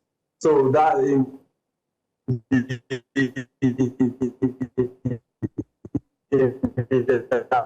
outlook. Yeah, so I think my question is, in your experience as former aide in culture and tourism, do such cultural disputes impact, investors? Because, of course, every state is trying to make sure that, it's better for the citizens and everything. So having to have this cultural dispute of Iyaloja and Iyeki, do you think it's going to impact investors' confidence and, market stability, or the public perception of state? As my co-host Judith mentioned, it's now, the politics have changed. It's now APC from the grassroots upward. So what is your take, knowing fully well that you were former aide for Arts and Agriculture and Culture? Yeah. To me, it shouldn't change anything. Investors are free to come in to invest. There is market stability, because like I told you, I said the Iyeki system has been for over 700 years. And we have the likes of Idian Iyeki, the popular Pestac man. That woman was a former Iyeki. We had the Eden Okpoho, and so many other great women who have been Iyekis in the past. So we have a tradition, and an age-long tradition that has been working for us for the past 700 years. So it is not now today that we will now have a change of system. If we have a system that has been working for us, it is important that we continue with that system. So I don't see investors losing confidence because of the Iyeki, Iyaloja issue. I think the state government is in synergy with the traditional institution here in Edo. There is no coercion. There is peace between the state government and the traditional institution here in Benin. This probably is just another bottleneck, and I think the state government and traditional institution would sit together and look at with a view of finding lasting solution to it, because we cannot change our tradition just today. Iyaloja is peculiar to the western parts of Nigeria. Here in Benin, what is obtainable here in Edo State, what is obtainable is Iyeki. Iyeki, very quickly, I have to ask you, first of all, you are the former, SA for Arts and Culture, and that means you must have served under the last governor. So does that make you PDP or APC? Are you still PDP or APC? Because it's a leading question. Well, as of today, I'm a member of the PDP, but the interest of our state should be first and foremost. It shouldn't be about political power. Exactly. It should be about the progress of our state. It should be about the interest of our state. Right. I'm glad you have said that, because it begs to ask the question about, you know, the interference of politics when it comes to tradition and culture of a state like Benin. Nigeria is very diverse, right? And every state is entrenched in their culture, their heritage, and their traditions. And one of them who's at the forefront of it is not just the Western states, or like Lagos or Ogun or Osun, but most important, or Ondo or Oyo that we just saw the last coronation of the Olubadan, but also Benin, Edo State as well, who is, as we always regard, one of the first civilizations that we know of the world. And so with this, you know, occurrence that have happened, what does this say about the politicization of state structures and the interference of it into state matters? Yeah. Yes, I wouldn't want to say completely that there is no political undertone, but they should find a way, you know, to get that sorted out and not distort our age-long tradition. The Iyeki system is a very delicate one. It's not just, like I said before, it's not just about the administrative role. It's about the spiritual role. It's about the traditional role. And the traditional institution should not be such that is politicized. It shouldn't be, politics shouldn't be involved with our tradition at all. It should be a different ball game. So if they want to play politics, I think our traditional institution is not the right place to play politics with. If there is anything the Benin man or the Edo man guide jealously, is their tradition. They can pay the ultimate sacrifice just to protect their tradition. Wow. Mr. Amienye Omorogie, thank you so much for joining us and giving us, you know, an insight as to what's happening in Edo State with the Iyeki and Iyaloja. I didn't know anything about the Iyeki, so thank you for, you know, giving us that highlight. Thank you so much. And, you know, you are the former senior special assistant to the governor of Edo State, so thank you so much. Thank you so much. Thank you so much. Thanks for having me. Thank you for coming on. You're watching Breakfast Extra, by the way. Do you know I love culture? Look, if you've ever been to Benin, of course you have, you're well-traveled. Yes, I love, from the airport, you're already seeing the traditional dancers. Yes. You know, oh man, I love it, So love cute. it, love it. There's so many rich cultures in Nigeria, and it's vast and it's beautiful. I just wish, you know, we can focus on that and not this insecurity and things that's happening. Yeah, and the politicization of everything. Well, let's go on a short break, and when we return, we have more conversations. Stay tuned. Stay with us.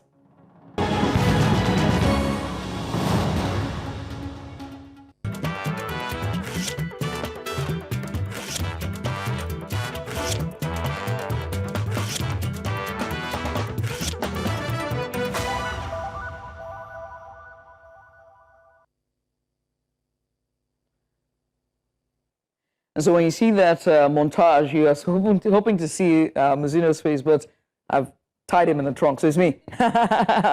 Good morning and welcome. It's time for us to bring you the news strips from this week. It's a collection of all of the editorial, and that's the illustration editorials that have happened in our major newspapers. Now, we love them here on the station, and what they do is they capture everything that's happened in just one picture.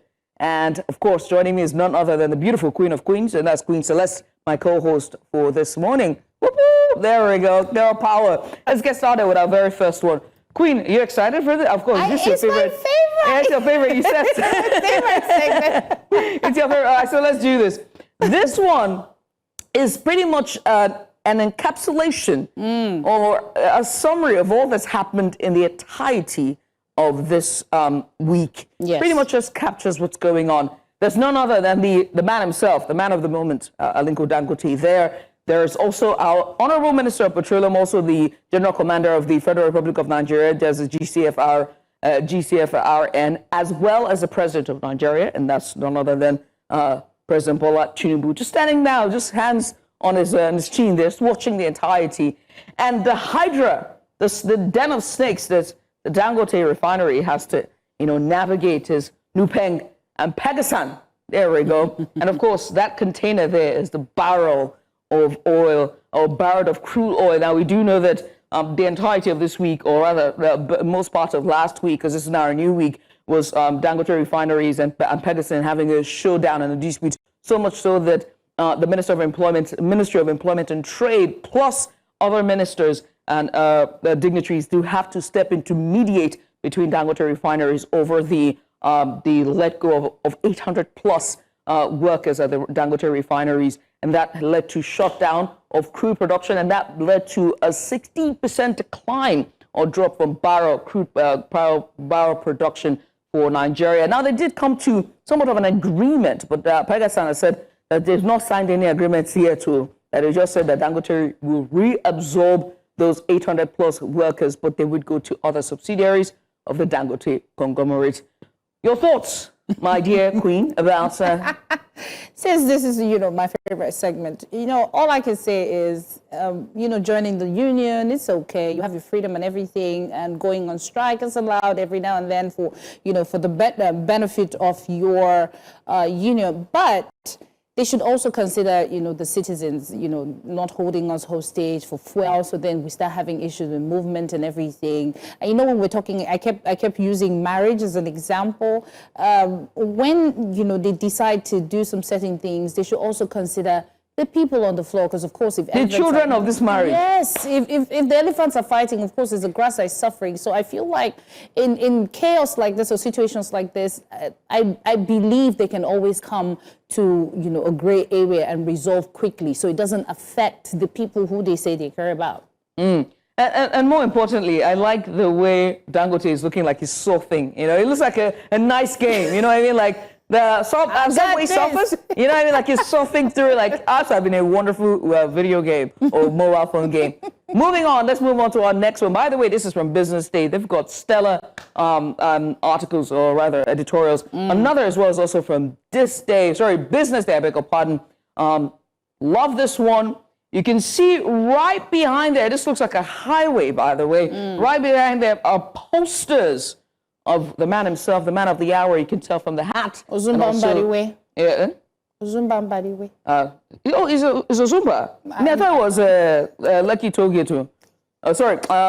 Lagos Calabar Coastal Highway.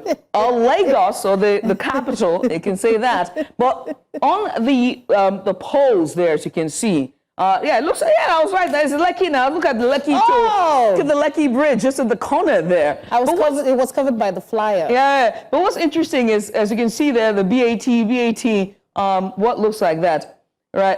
This is Abuja. All I can see is the advert. I don't, anyway, but what's interesting is the driver who's in the car, the taxi driver, and the newspaper vendor. And as you can see on the news there, on the paper that he's carrying, it goes, news, premature campaign is a threat to democracy. INEC goes on more of that. Democracy under threat, early campaign sparks concern. But right behind us is the entire campaign posters of none other than our very own President Bola Ahmed Tinubu. And the driver makes a very solid argument. He goes, look, if I catch that INEC chairman, and to that I say, here. Your take, my one and only Queen. You know the funniest part is, we're talking about reforms, we're talking about change, and if the one and only beautiful INEC, if they come up with rules and saying that, we cannot do premature campaign, and still some people are doing it. So if we're already disobeying the same people who are supposed to help us handle elections, who dig this pit, please? All arms are equal, but not all fingers are. That's why I'm going to leave it there. You know what I mean? Like, our arms are equal, but not the fingers. You know what I mean? Because if ADC does this now, if PDP does this now, let's leave it. You know what I mean? And so I want women to be in politics so much so, because it will be so much more dramatic and everyone, you know what I mean? Like, because women were petty like that. Fire for fire. Let's move away from that. From Business Day, shall we? Because I want to see fire for fire. You put post I put times 4. Do you know what I mean? Like pettiness. Moving on to Daily Trust newspaper. Let's see now. This one is another editorial that happened, another illustration. Daily Trust is by far one of the, I love their illustrations, and I'm going to tell you why. They have this father-daughter thing going on, because I'm a girl dad. Shout out to Daddy. Happy Sunday. Love you. But also the fact that daughter is always in an hijabi. We love that. You know, we need to see more hijabis. But what's interesting is daddy is reading the newspaper. Look at the newspaper and how patchy it is. You know what I mean? Like it's patched up. Nigeria on 1st of October, he's reading. And daughter goes, Dad, why did they cancel the parade this year? And he goes, precaution, my dear. We can't have a repeat of that dobale by the president. And to that I say, now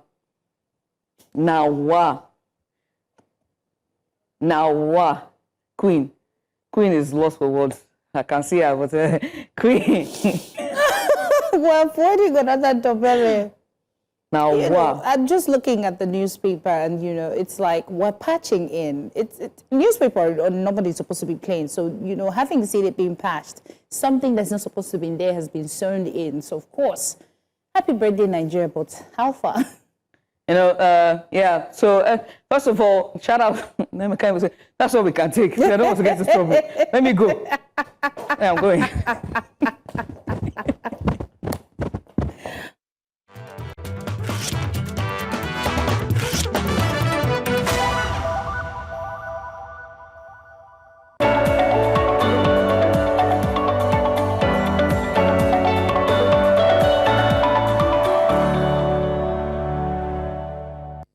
Welcome again, but to Wellness Extra, the space where we put health in focus and bring you stories that touch directly on your well-being.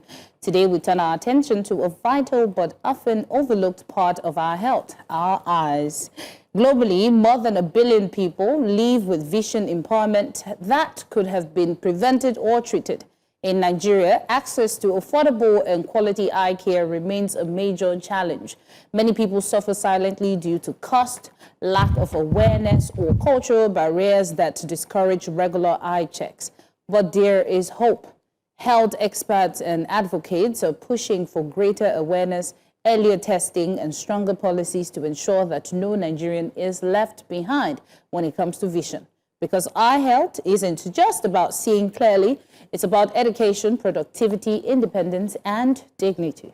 So joining us now to discuss the barriers in eye care. I want to say hair care because we don't have eye care access and how to break them down is Dr. Chibuzo Clement George. She is the chairman of the Nigerian Optometric Association, River State Chapter. Good morning. Doctor, good morning to you. Nice to be here, and thank you for having me. Thank you for joining us. I want to get started and just to describe the state of eye care in Nigeria in general. Talk to us about the stats we're looking at. Okay, so we're using this opportunity of World Sight Day, which actually is going to be on the 9th of October, celebrated on the 2nd October of every year. We use it as a megaphone to create awareness on the much neglected organ of the body, which is one of the most important organs of the body, the eyes. So this year is still the same theme, love your eyes to the kids, love your eyes at the workplace, love your eyes everywhere. But this year, the major theme, the major focus is for us to personalize it. Globally, everybody is telling their stories, their eye health stories, their vision problem, how they got to know it. In Nigeria, as part of statistics, in Nigeria, eye health is a very neglected aspect of our health care. Not much attention is paid to eye health. Statistics shows that in Nigeria, 1 out of every 130,000 adults is either blind or visually impaired.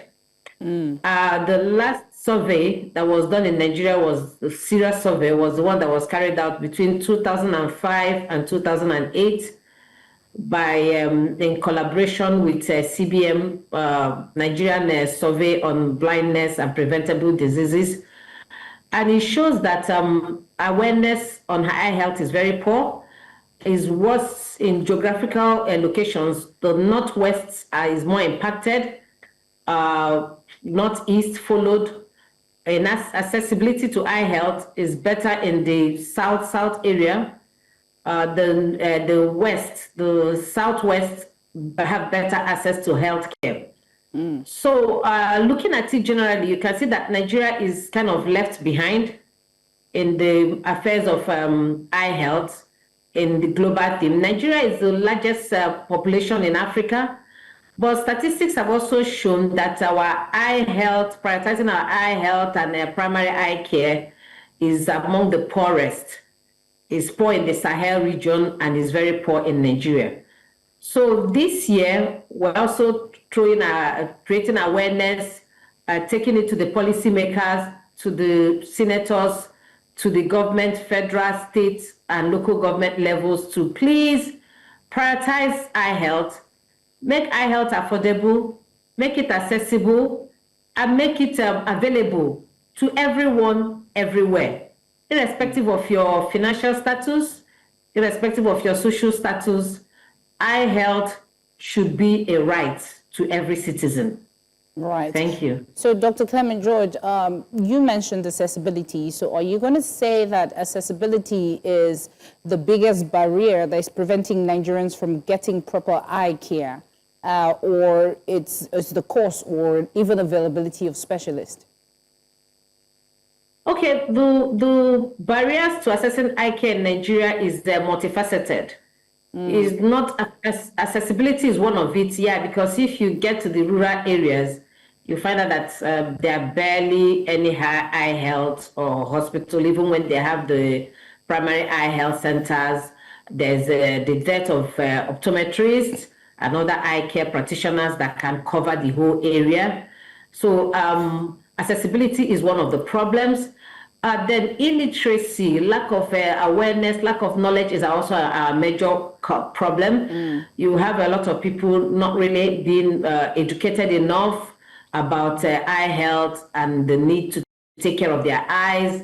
And when they have a problem, instead of seeking proper care, they go ahead to, seek traditional ways, put things in their eyes that will compound the problem. So then affordability also, a lot of people live below the poverty line. So going to access eye care will be the least of their problems. They are trying to just put food on the table. But if government can make this thing like accessible, like everybody's right, then you wouldn't be thinking of the cost. You just know that, oh, I have an eye problem and I can get to the nearest government hospital and access care. Thank you. Thank you indeed. As we're talking about accessibility, we're talking about cost, we're talking about awareness. Let's also talk about, the early detections and regular checkups and, signs, common illnesses and signs that people somewhat ignore. Let's talk about them now that we're, raising awareness. What are some symptoms you would see? What are some signs that means you have to go, get checked and raise awareness regarding, or just, sound the alarm on early detection and regular eye checks for our viewers? Okay, thank you so much for the question. The signs are not just one sign. It depends on the disease that you are dealing with. Example, somebody that has cataract, at the early stages, the person will be seeing as if they're seeing through a smoky or a harmattan vision until it continues to become very cloudy vision. That is a preventable blindness. When you have a surgery, vision can be restored. Then somebody that has glaucoma, the primary open angle glaucoma, the normal tension glaucoma, really doesn't have any sign or symptom except at the very advanced stage when the person is already having a very reduced tunnel vision. That's the time the person will have any sign or symptom. But if the person is privileged to have access to care, at least once a year, access to care, then this blindness, because glaucoma blindness is irreversible, cataract is reversible. So this blindness could be averted. Then you talk about refractive error. That's mainly with the children. The signs are the child will not be seen, or if it's myopia, the child will not be seeing the board clearly or anything that is further away from them clearly. But if they don't know, they wouldn't even complain. If it's hyperopia, the child is not going to be reading comfortably because the child will be using a lot of accommodation to read. If it's astigmatism, they may have to be using their hands to keep prints in place. They could be having some itching. They want to go near the TV to watch it. They want to bring their books very close to their faces for them to be able to read. They keep rubbing their eyes all the time. So those are some of the few signs and symptoms that we could have. Redness of the eyes. They are all about it. A child having the head tilted a bit. Like you can notice that my head is also tilted because I'm an astigmat. Those are compensatory mechanisms. So if you notice, and a child that squints all the time, if you notice a child that squints all the time, most probably they're either short-sighted or they're astigmatic. So those are some of the few signs and symptoms that you could notice with your child or with an adult around you that will indicate that, oh, it's time to have an eye check. Right. And most of the things that actually happened, as I said earlier, are asymptomatic. They really don't have a sign until it's already too late. So early checks are important, right? Especially for your children. So let's talk about it. Early detection, regular eye checks, what our viewers need to know. Yes. Early detection for an adult is advocated that the way you go for your annual medical checks every year and you check other parts of your body is the same way that you should go for your check for your eyes. The earlier you get something, the better. Somebody having glaucoma, you get it on time when you have lost maybe 60% of your nerves, and you manage it on time, then you're going to have vision for life. But if you do not go for eye check and you just buy glasses across the road from the person that is selling in the market, or you go to the market and assess care, they are not trained, they are not professionals. They're not going to do the needful. They're not going to examine. There's more to vision correction than correcting your. There's more to eye examination than vision correction. Vision correction is just saying, oh, I want to see clearly. But behind eyes, what is causing the eye problem? What is causing the blurred vision? What is the problem? The quack on the street wouldn't know how to tell you that. The quack in the marketplace wouldn't know how to tell you that. But if you meet professionals who are going to examine you, both external and posterior part of the eye, internal part of the eye, then they could detect things that, if handled on time, could save you agony, could save you early blindness, early visual impairment. And you know what that will cost you? Once you're visually impaired or blind, your independence is taken away from you. Right. You have to depend on people. Yeah, so we advocate annual checks for adults and often regular checks as recommended by your optometrist or any eye care practitioner for the children who may have to be assessing care a little more frequently. Right. Thank you. So, Dr. Clement George, now let's talk about, we know that, Nigeria is one of the biggest countries in Africa, so we have a lot of people. Of course, we have also rural and underserved communities, and they have little or no access to optometrics or to get regular checks. What would you say what can the government do to bridge this gap so people can have, like you mentioned, it's supposed to be something that is accessible to everybody, it's more like a right. What do you think the government can do to bridge this gap?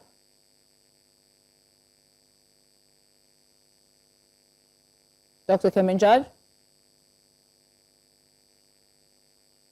Okay, thank you so much for the question. Governments have...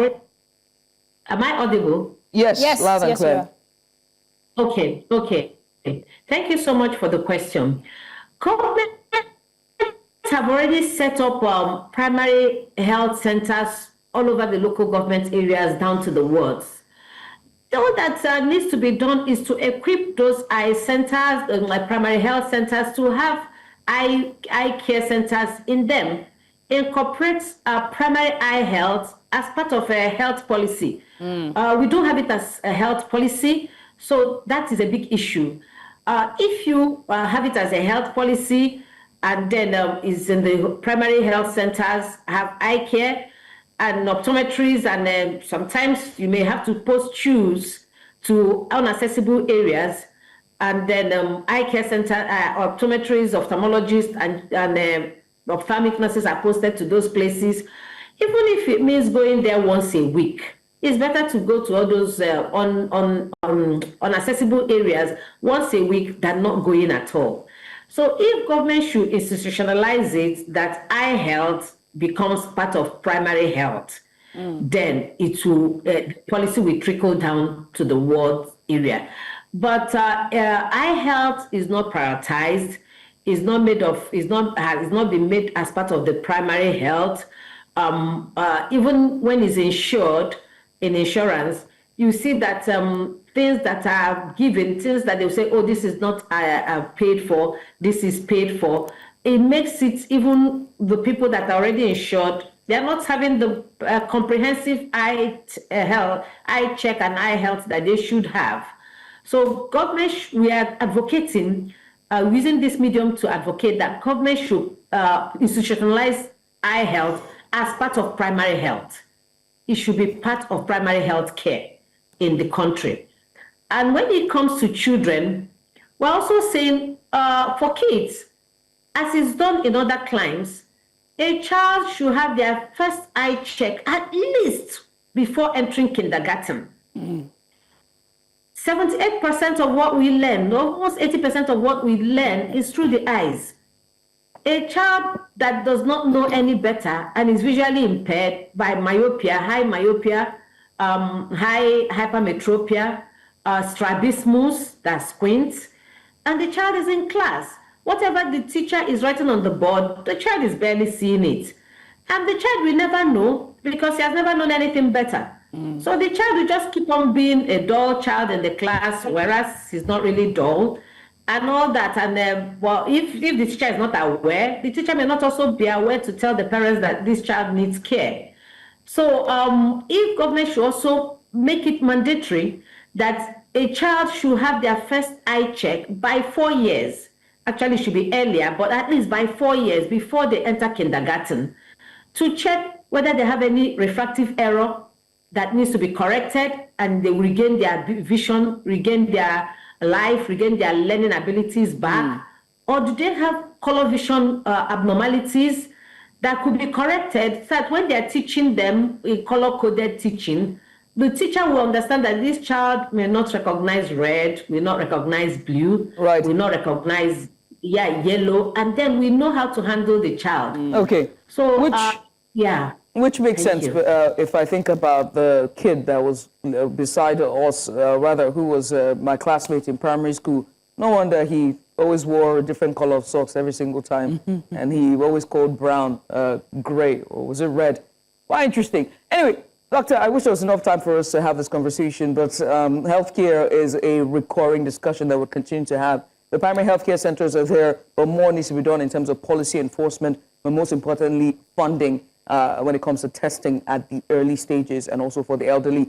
Doctor, thank you so much for coming on. I appreciate you for doing this with us. Dr. Chibuzo, Judge Clement, once again, thank you. We switch gears away from Wellness Central as we go on a short break. When we come back, we saw the race boats on the lagoon or waterways. Lagos hosts its very first first E1 powerboat race. I saw the videos. We're at the party. I'm about to break it down after the break. There it is.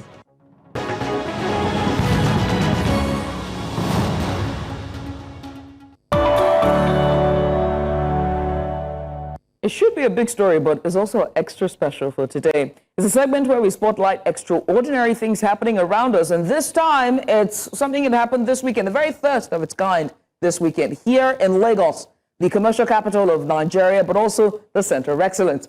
Lagos was not only just buzzing with its usual energy as always, but history was being made on the waters as well. The city has become the very first African to host the E1 Powerboat World Championship, the world's inaugural all-electric powerboat racing series. With speed, innovation, and sustainability at its core, the race brings together elite teams, futuristic boats, and a global audience. Beyond the thrills on the Lagos Lagoon, the event also shines a spotlight on Africa's role in embracing cleaner, greener sports technologies while showcasing Lagos as a hub for world-class sporting and cultural events, making it truly the aquatic state. Is that what it is? It is, yeah, Queen. And joining us to break down what this means for sport, for the city, and for the continent is Babatunde Koiki, sports editor at News Central. Hello. Good morning. Good morning. I don't know if I should stick to Tunde or Koiki. I don't know. It was Koiki from Isha. So, Tunde, thank you for joining us, and let's start with the big picture because Judy is so excited. They invited her to the party. I don't know why she did not go. Can you not we put had my to be business out here. there? Why is this event significant? You know that Lagos is the first African city to host the E1 powerboat race. That's an excellent question. When you consider the fact that, you know, across Africa, there are multiple lagoons. It's not only the Lagos, even in West Africa alone, I think there are There's a coaster that runs through, all the way to Dakar, Accra, Senegal. I mean, why Lagos? Well, the question, when I asked the same question to the Lagos State government officials, they said, why not Lagos? Lagos is probably, in itself... Echo for sure. Echo for sure. It's also regarded as one of the biggest economies in Africa, probably the largest in West Africa as well. So why not Lagos? It's the hub for commerce, for entertainment, for almost everything that you can think of. It's probably the most significant coastal city in the West African sub-region. Some will argue that maybe in Africa it also ranks behind the likes of, maybe Cairo and other cities as well, but it is a significant destination for foreign investment, for tourism. We all know what Dirty December has become now. It's a global phenomenon. To Dirty December, I wanted to say, but according to the Lagos State government, Dirty December has officially kicked off. Yeah, it was a prelude to this. That's what I think it is. And I think at the opening ceremony at the Lagos Boat Club, and they showed that as well. There was music, there was fashion, there was food, it was just. You not do that because I'm thirsting. Well, you missed out. You missed out. Quite the event. Yeah, because I'm tired. I don't even want me to go out again because I'm coming to work again. So in the why morning. not Lagos? Why not Lagos? That's the question. That was the answer that the Lagos State government and the sponsors gave. So what would you say is the difference between the E1 powerboats? Because I'm sure that a lot of people don't even know what this is. They just know that something is happening. Oh, I'm based. There's traffic. What's going on again? Why is follow shut down? What's going on? So can you tell our viewers watching what is the difference between the E1 powerboat and how is it different from our traditional water sports or motor racing? Okay, so it's E1 powerboat racing is exactly what it sounds like. Electric. So these are electric powered boats. They are not powered by fossil fuel or wind as you normally find on water. And these are state-of-the-art technology that the world is promoting now for transportation. I mean, airlines and the shipping companies are increasingly looking at alternative forms of powering their transport modes either by air or by sea using non-fossil fuel technology, and E1 is at the forefront of that. And it's a relatively new sport, but it's quite phenomenal. I mean, it's been going on all across the world, multiple destinations. We have in Europe, in the Middle East as well. The grand finale is going to be in Miami. So you can imagine that this is interestingly how things that are meant for other things start out to be other things. For example, the internet, the WWE, the World Wide Web, as you know, was originally a military product.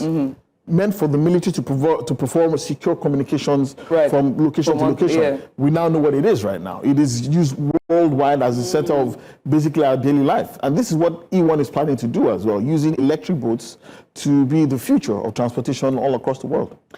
I have to ask, I mean, we live in Lagos, as much as we like to call it the capital of everything, entertainment, commercial, but there's also the issue that when one small fender bender, there's traffic already, and the entirety, of island, or somebody just mistakenly, it's at the end, the whole place is shut down. True. So this is a world-class event, and one has to talk about the preparedness of Lagos State, and first of its kind on the African continent. That also means that we have to set precedents.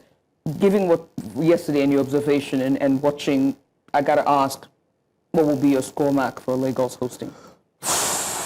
It's be honest. It's difficult to say. Be honest. What are we talking about, generally, or in terms of traffic, traffic control? Coordination. We were not there, so Okay. be our eyes. Okay, so Let us celebrate. Talk to me. So if we're talking about the event proper, in terms of, do I say PR and comms, in terms of awareness, in terms of media friendliness, I would score the Lagos State government and the organizers is 2 over 10. Because over the last few, yes, they've been doing quite a lot on social media, but the interesting thing is that they have not involved sports journalists. They've involved lifestyle bloggers, entertainment people, everyone that you can think of. I covered the first 2 press conferences for this event as a sports journalist. Subsequently, when the organizers came into town, they completely, that word we used, sidelined, fenced everyone who was in sports journalism. Only 2 sports journalists that I know actually made it to the event proper.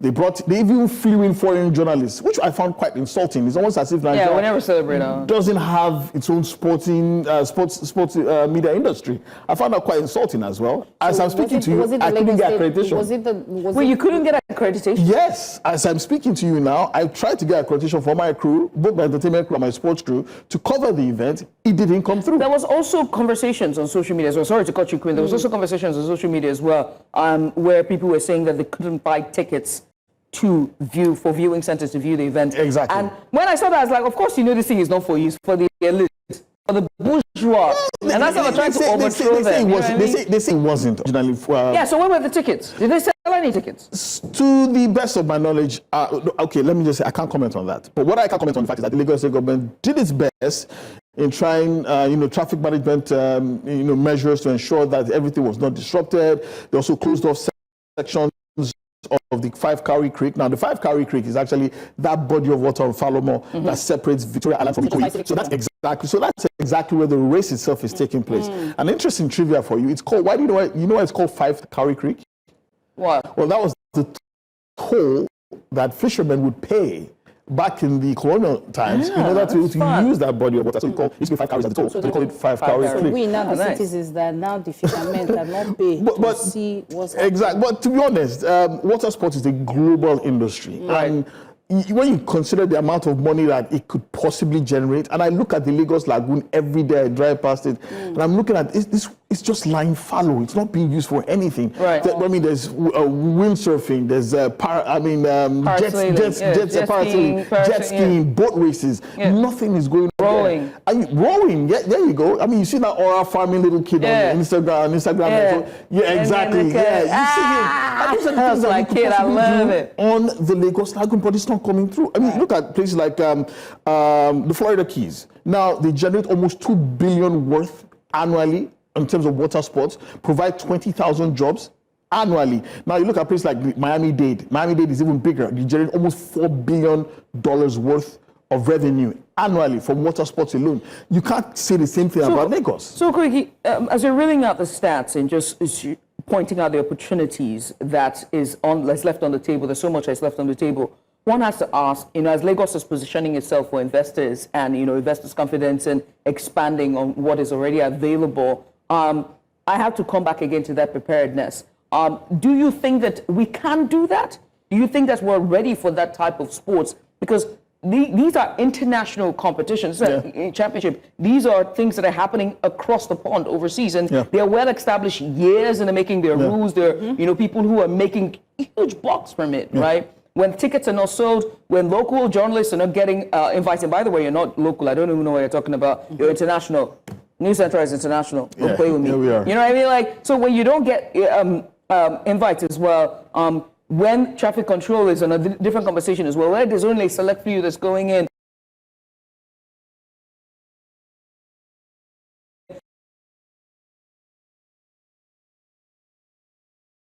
One has to start to ask us questions about whether or not we really are doing the right thing. It's a very interesting question because you also wonder, is this a partnership or is it basically a takeover? I mean, the organizers even brought in their own security. It was that bad. And if you the organizers are who now? Okay, so Lagos partner with the UIM. The UIM is the company in charge of basically like FIFA and the World Cup. So FIBA and basketball. So the UIM are in charge of powerboat racing across the world. Now they brought in everybody, brought in journalists, brought in security. So they even brought in their own journalists. Exactly. Lagos State. Exactly. So now the Lagos State now had to start scrambling, trying to work with local journalists. They had the media, I think some kind of company who now, maybe like a media company, they now brought in a list of journalists who are not sports journalists, who are basically lifestyle journalists and influencers and entertainment. And you're wondering, is this a sport or is it entertainment? Yes, sport can be entertainment, but there should be a good mix, a good balance in terms of the coverage. I get it that there's a place for entertainment journalists as well, but if it is a sport, there should be sports journalists reporting that. So I only know of 2 journalists who managed to make it. One of them from The Punch, the other people from Deutsche Welle, from BBC, they've been scrambling for accreditation as well. I don't know, but let's just temper this because it's the first edition. They can only learn from this. Like you said, it's the first edition, and you said you covered the press conference, the first 2 press conferences. Yeah. And I would want to know who is the person that Lagos State allowed to be in charge of the conversations. Yeah. You're expecting something happening. Yeah, the liaison officer. Something is happening for the first time. It's huge. We already have disaster coming out of Africa, and then you're seeing something so magnificent, something that's supposed to help us in our economic growth. Exactly. And you are not prepared. Like you said, people can help you amplify these stories. Nigerian journalists, Nigerian media, because who can help you just pretty much just the sports people are supposed to be forefront. This is not lifestyle. Nobody's wearing Gucci and Balenciaga and stuff. That's not why we're here. We're here there were fashion shows and there was but the major point was sports. So thank you for throwing light on this. I'm going to push this further. I know that we're getting the cue. I'm going to push this argument further and say that we are at the crossroads where journalism is starting to take the backbone out. Why? Is because people care about numbers and traffic and social media. Yep. Than the truth. I have seen time and time again when opportunities pass me by because of numbers, my numbers of following on social media, and whether or not I am for the glam. Do you get what I mean? Yeah. Every single time it has happened, it always came down to the social following and my popularity on social media. That's a fabulous point that you made. And so as we are having this conversation, as we're wrapping things up, I want to sound the alarm on those who are watching. Before you come and say, you people are not doing your job, hear from the horse's mouth. Right. Of what he had to go through. Sports event and sport journalism. It's a sports event. Koiki is not a small man in this industry. You know what I mean? Like, I already knew him before I met him. You know what I mean? Like, do you get? And here we are, still talking about how difficult it is for us to do our jobs. We've talked about this before the break. We talked about this on air. How difficult it is for us to do our jobs because of social media influencers who don't have training. As far as they have a microphone and they have a following, they do the cover of the event for you. And with that, we say, happy birthday, Nigeria. If you do that thing again. My name is Jibia TV. She is Queen Celeste and Babatunde Koiki. Queen, a round of applause for you for all the hard work we're doing. And do your pageantry wave for us. Goodbye. Goodbye.